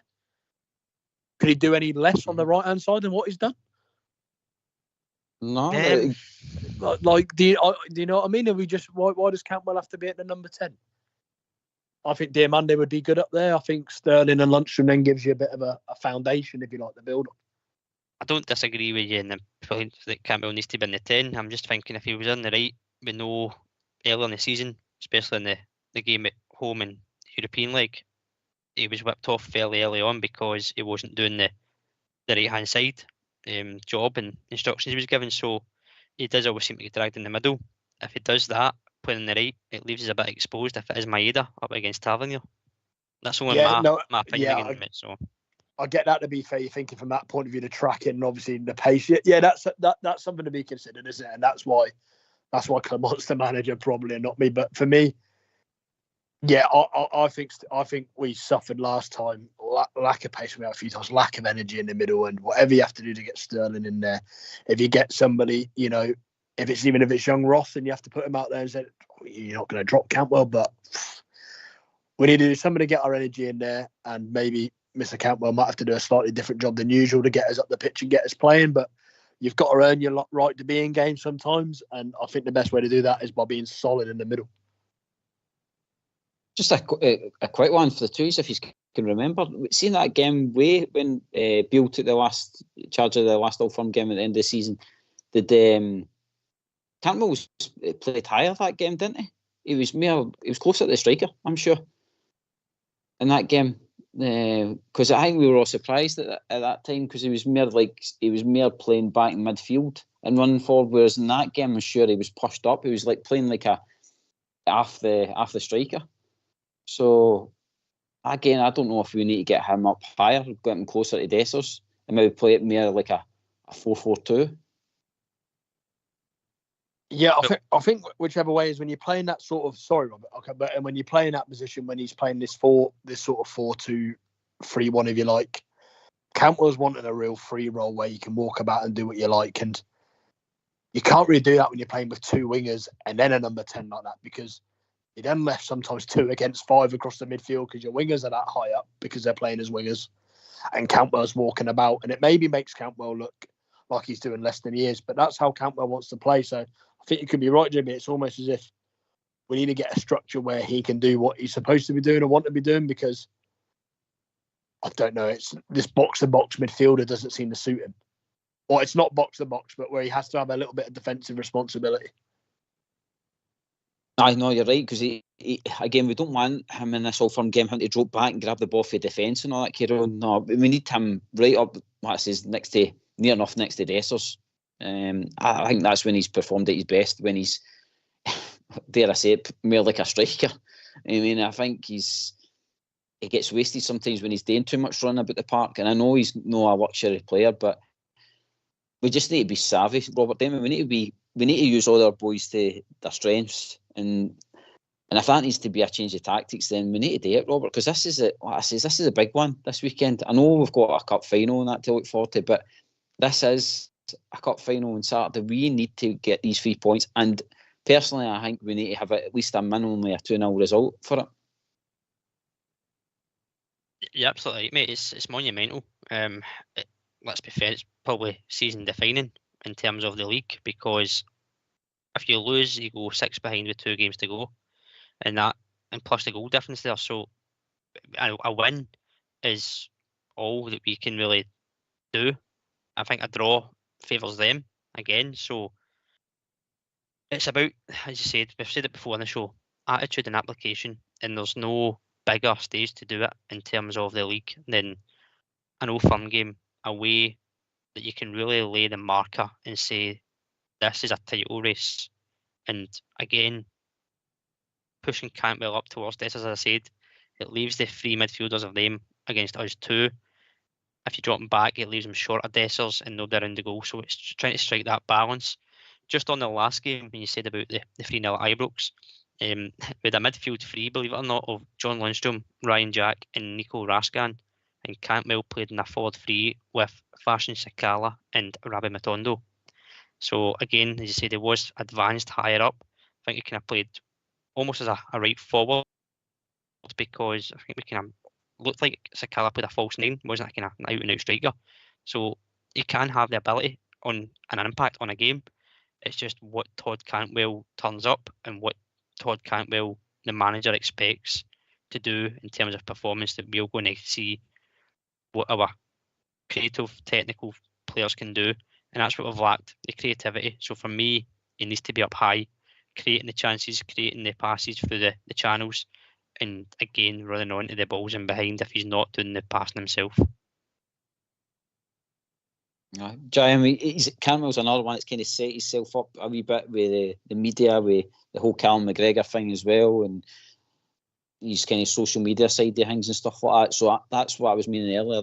I'm hoping that he has his kind of Ryan Kent moment now, that way, that he scores an absolute worldly, or let's say gets us the winner, or just has a fantastic performance. I just want him to see that kind of big game performance off him, because he's got the talent, he's got the ability, but I do agree he needs the kind of players around about him to help him have that game. Yeah, Cantwell's got to take a lot of responsibility for maybe some of the pressure. He's probably brought some of it on with himself, and some of it's just due to, like you say, his ability and the fact that, we know that he can do it. Just need a proper adult performance from him, don't we? 60, 70 minutes, maybe longer if he's going to get it. I know typically they swap him. You just want him involved, making the right decisions, not losing it easily, dribbling in the wrong places, doing it where it matters. And like you say, even if it's sometimes just these third man runs off the ball, get him behind a little bit, give yourself a chance. And see, like Lawrence, when he gets the chance from 20 yards out, don't try and do the neat pass, just hit it. You can make yourself a hero if you just swing the boot at it. Don't even have to be a good hit.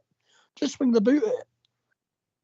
Well, remember that goal at Hibernian? He rattled it from outside the box. I mean, it was a rocket. And again, he's another one that doesn't do it enough for me. Giant, he doesn't he doesn't shoot enough outside the box. But yet, see when he does, I mean, they're always brilliant goals. Yeah, it's as if maybe too Musselwhite, too unselfish, too selfless, trying to look for the assist or trying to look too clever, or not just thinking, right, we've got to get goals here, hit the ball, get it on target, get a shot off, because professional football play, hit the ball both from 20 yards, the keepers aren't stopping it a lot of the time. So yeah, no, like you say, big. You're assuming he's let's be honest, he's probably going to start. Big performance needed, because I think we're being fair. Apart from that game, which, if we're being honest, was as close to as a bounce game as it can be. He's not turned up in one of these yet. So, no. Interesting. Fair assessment, mate. Fair assessment. Robert, we'll move on to a guy that me and you backed for it to be the Rangers number 9 next season. Is our Dessers. Mate, again, how do we help this guy on Saturday? How do we get him having the Ryan Kent performance? I don't know who said they'll keep him for next season, mate. That wasn't me. No, listen, I said it, I'll flip my guns. I think as long as he puts the ball in the net, do you know what I mean? See if Dessers turns up, and I know this is probably going to sound ridiculous, and it's probably not going to happen, but if he was to turn up and score a hat-trick, or even at least one, and it's a winner, you forget about the 30 chances he's missed, because he's got 3 points in a no-firm game. And yes, he needs to get the goal to break the duck, but let's remember, guys, Chris Boyd, for all the records and accolades that he got at Rangers, all the goals he scored, didn't score many against Celtic. If I remember right, it was one goal. Aye. So, yep, for the best or top goal scorer in the Scottish Football League, whatever you want to call it now, to score one goal for Rangers against Celtic, I don't think you look at that. You look at the amount of goals. So if Dessers gets 21 goals this season and his 21st is a winner against Celtic at Parkhead, I'm all for it. And Robert, mate, you're right. I mean, all firms tend to know about really the striker. I know across the city seem to always rock up with somebody up front for them, but in our teams in the past, mostly sometimes it's been midfielders, or it's been a 10, or it's been either a defender or something like that that's kind of won it for us. I mean, you think back to Big Golson, the performance he put in COVID time. I mean, it is probably time for a striker our team to step up and kind of own it a bit. I mean, grab the headlines, and that's what I'm kind of hoping for Dessers. I hope he has this kind of, like you say, this moment where he goes out and just rips it up. I mean, but on evidence of the weekend, sometimes he dilly dallies again, and I think Ox touched on it last night. We've probably seen the real Dessers at the weekend, and yet with Betis and stuff like that, in other games as well, we tend to see this guy that's got a bit of class about him in the Hearts game. I mean, the 2 goals he gets there, it seems to be a different player at that time. So I'm hoping he kind of thrives on the pressure at the weekend, and like I says, does his justice. Yeah, right, mate. And if you cast back to the game at Ibrox, where he does get his goal, but it's chopped off, and it is a foul in the build-up. But again, if Farr wasn't there, he gets his goal, and you could see the relief that he got when he celebrated that, thinking he'd got a goal. The monkey was off his back, and he'd put us in the lead further, and they made it 3-1. So he's in the right areas, GB, and I always say that a striker needs to be in the right areas to get the chances. And I think Ox has said it for a number of weeks now. It's okay having a striker with 20 goals. It's all right scoring goals, but you've got to create them as well. And it's up to your players like Cantwell, Silva, Sterling, Lawrence, whoever it is playing. They need to create the chances, but also take a shot, take a chance, have a pop at goal. It is a team game, but again, your strikers looked at when you play for Rangers, because it's them who's the focal point. And you will look at your 10, 20 chances missed before you look at 20 goals. Sorry, mate, I just got across you. You've been joined with Bill. Bill, how are you doing, mate? Not so bad, man. How are you? I've just been listening to the programme as I do most nights, by the way, from sunny Worcester. And I've got a wee bit of a different team for the weekend on 4141, if you'd like to hear it. Yep, love to hear it. Because I'm fed up listening to the crap I've been turning it every week. Right, okay. Right. You want my team? Let's hear it. Butland, Tav, Suter, Davies, Barisic, I'd have Liam King in front of the back four. My middle four would be Sterling, Raskin, Diamondi, and Redvan, and play who you like up front, Silva, Dessa, Roof, anybody you like. And then a few young legs on the bench like Cole McKinnon, Archie Stevens, John Yoko, perhaps Bailey Rice, because we need the energy, we just need to win. And what about the goals against Dundee and Hearts? Because the people who have been playing the last few weeks is just steroid football, absolute garbage with Lundstrom and all right. They wouldn't beat Celtic with that, playing at that pace, I've got to say. But we've got to do something different. And we need protection. We need protection in front of the back four as well, and Liam King could offer that as well. Mm-hmm. Bill, where I agree with is we do need to change it up, but I'll go round with your point, mate. We need to change it up, but the only thing I'm concerned about with Bill's kind of player picks is that Liam King's hardly played, and so Dell's played a lot, and he's played a lot, and Lawrence has played a lot. They never played either, but we've seen to bring them in. Mm-hmm. No, JM, we brought them in against the last Celtic game, and they hadn't kicked the ball this year. Davies hadn't played since last October. We bring him in. Liam King's a young lad. He's played for Scotland regularly over the last few months, and he's played in the centre midfield. Anyway, I'll let you. I won't interrupt again. I'll let you go on. No, I think Bill's absolutely spot on by his attention and everything that I've sort of been saying in regards to.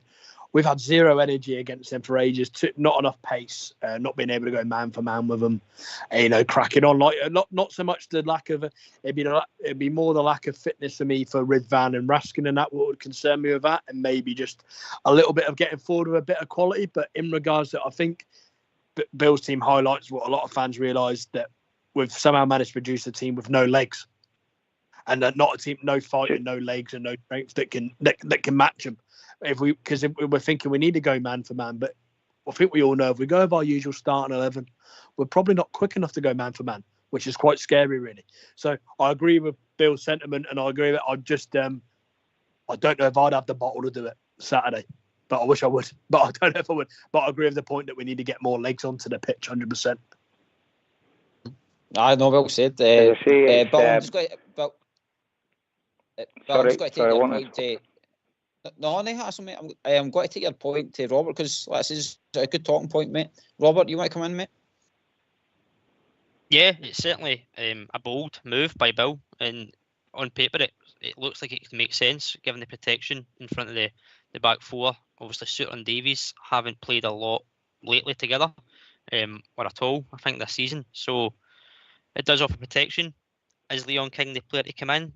Personally, I don't think so, and that's not to say that Bill's opinion is wrong. There's no right or wrong opinions in this.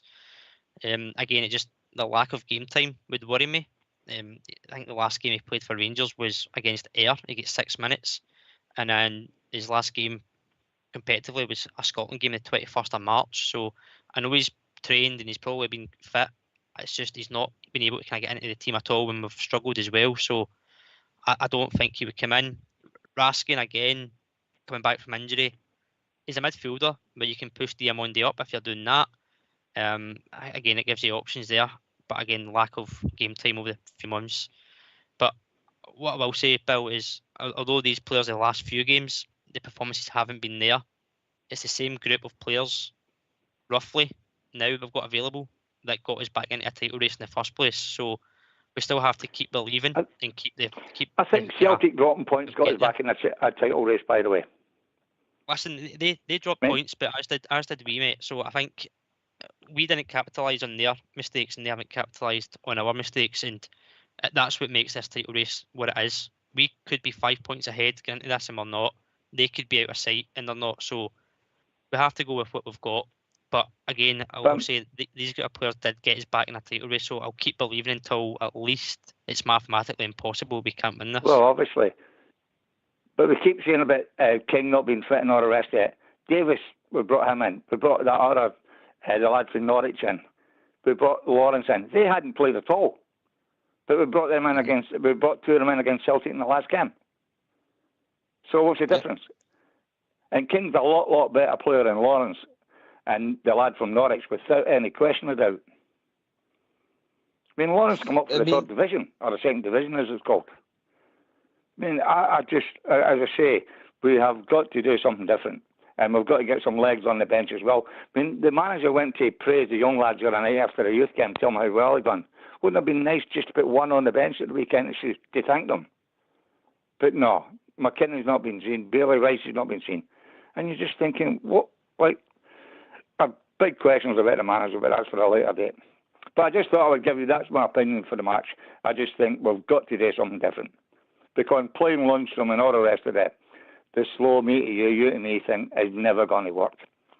Never, ever, ever going to work. I'm sorry to say. And obviously we want it to work, of course.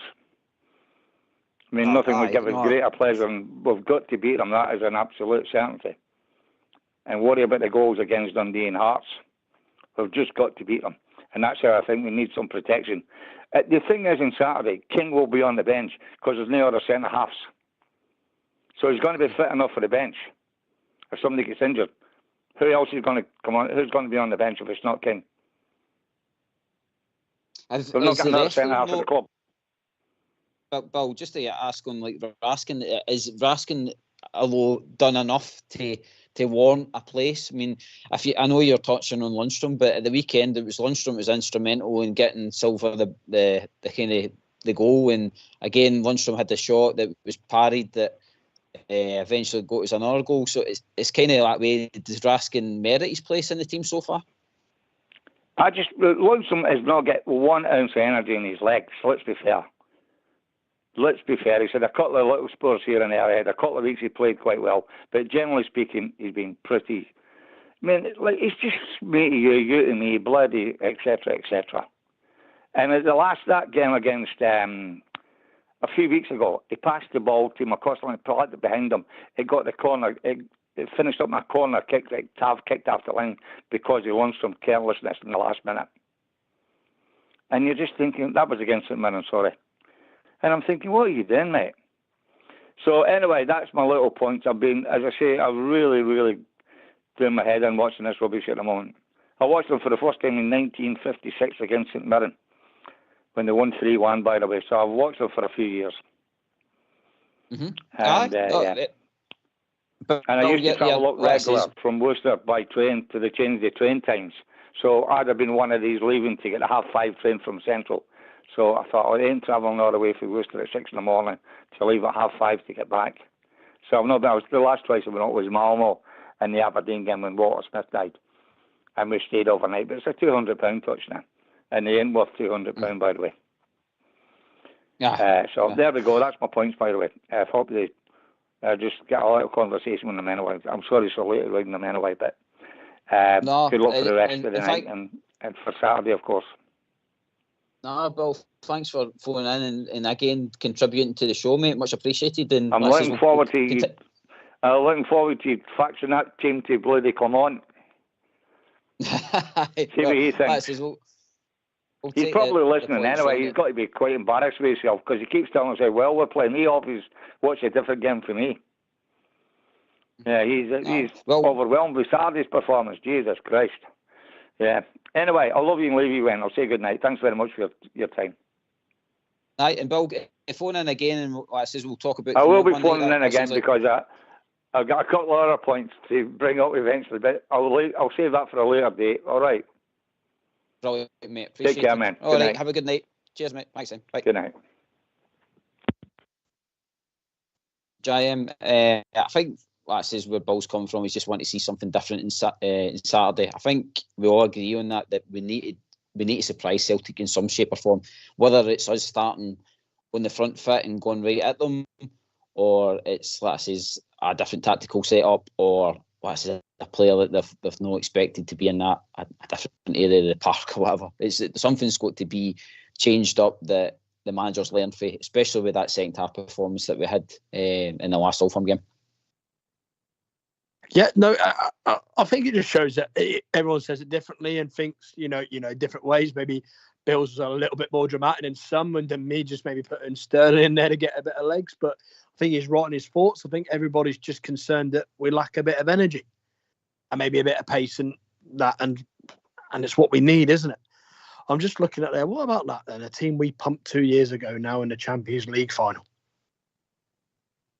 Just looking at a team we pumped 2 years ago and now in the Champions League final. They didn't go and sign bloody Dessus, did they? They lost all their players. What's going on?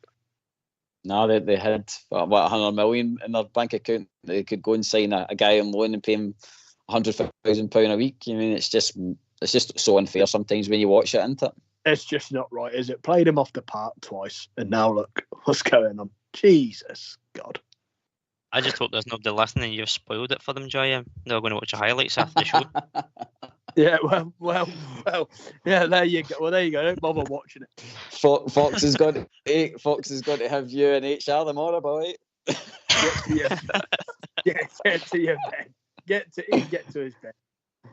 No, but it just shows you. I mean, look at big Buffalo. I mean, boys, he's left Rangers and nothing's happened. No seen him in any headlines, and the only ones that keep putting him in headlines is the Daily Record. And all the rest of it, just because they want to keep him in some shape or form relevant to the Scottish game. And look at Ryan Kent. We've not heard a peep out of him either. And again, they were all involved that night against Dortmund. It's a sad state of affairs, but again, Robert, come Saturday, we need new heroes, mate. We're going to need it. This is 3 points, cup final time. We need somebody to step up and like I says, be that man. I don't think we've seen it. I know Tav at certain points has kind of got us back into Old Firm games and stuff like that, but I've not had that guy that he started. I mean, I touched on it earlier about the Ryan Kent performance and stuff like that. I always felt going into an Old Firm when Ryan Kent started, they always had their number for some reason. I don't think we've got a player like that in the squad now. On form, no, but in terms of ability, we do. You look at Silva, you look at Cantwell.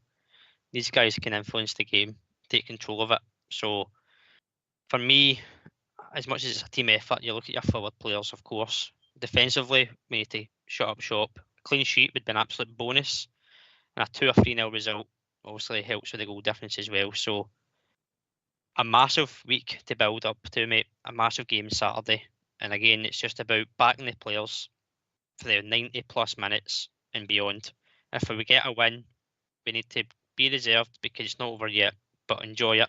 And if it's a defeat, then we need to finish the season strongly because there's still a cup final. But hopefully we're talking here next week about 3 points for Rangers. Yeah, just noticing the time, we've put old school to work, and we've got. You want to hear the results of the poll? Oh, yes, please, mate. Right, so it is split 4% each to left back and right back. And the votes? No, it's not. I've completely read it wrong. Let's start again. Drum roll. It is split 4% each between left back and right wing. So 4% of the voters would have had Sterling at left back at the weekend, and 4% will have him at right wing at the weekend. Second place, 21% would have him playing at right back on Saturday. I don't know whether that means, maybe discussed later in the week, if that means that people would be dropping Tav or if people would just move Tav further forward. But an overwhelming 71% would have Big Sterling in the middle of midfield, and I couldn't agree more. I wouldn't disagree either, Robert. No, certainly not. And I think the numbers are quite justified because of the performances we've seen of him in midfield. We've only seen him at left back. We've not seen him in his natural right back. So certainly an area where he could force his way into when Tavernier departs. And I think he could make it his own. And we need to keep him because he's certainly going to be a great potential going forward. Final thoughts quickly, bud, and your score prediction for the weekend. Nothing short than the Rangers win. 3-0. 3 points. Top of the league. Let's do this, Rangers. Good show, mate. Well said, mate. And thanks for helping me out earlier. JM, final thoughts and your score prediction, please, buddy. Yeah, to be fair, this hasn't helped. I was quite calm before 8 o'clock today. About 20 past 8, that all started. So it's going to be a long week. But yeah, I'm going to go 2-0 to Teddy Bears. And I'm going to agree with you, 2-0 as well, mate. Brilliant for the both of you tonight. Thanks very much for it. Great points, and that's just kept the show ticking there. Big thanks to the callers tonight. So we had Jerry, we had Stuart, and we had Bill there. Like I says, thanks again for phoning in and contributing to the show.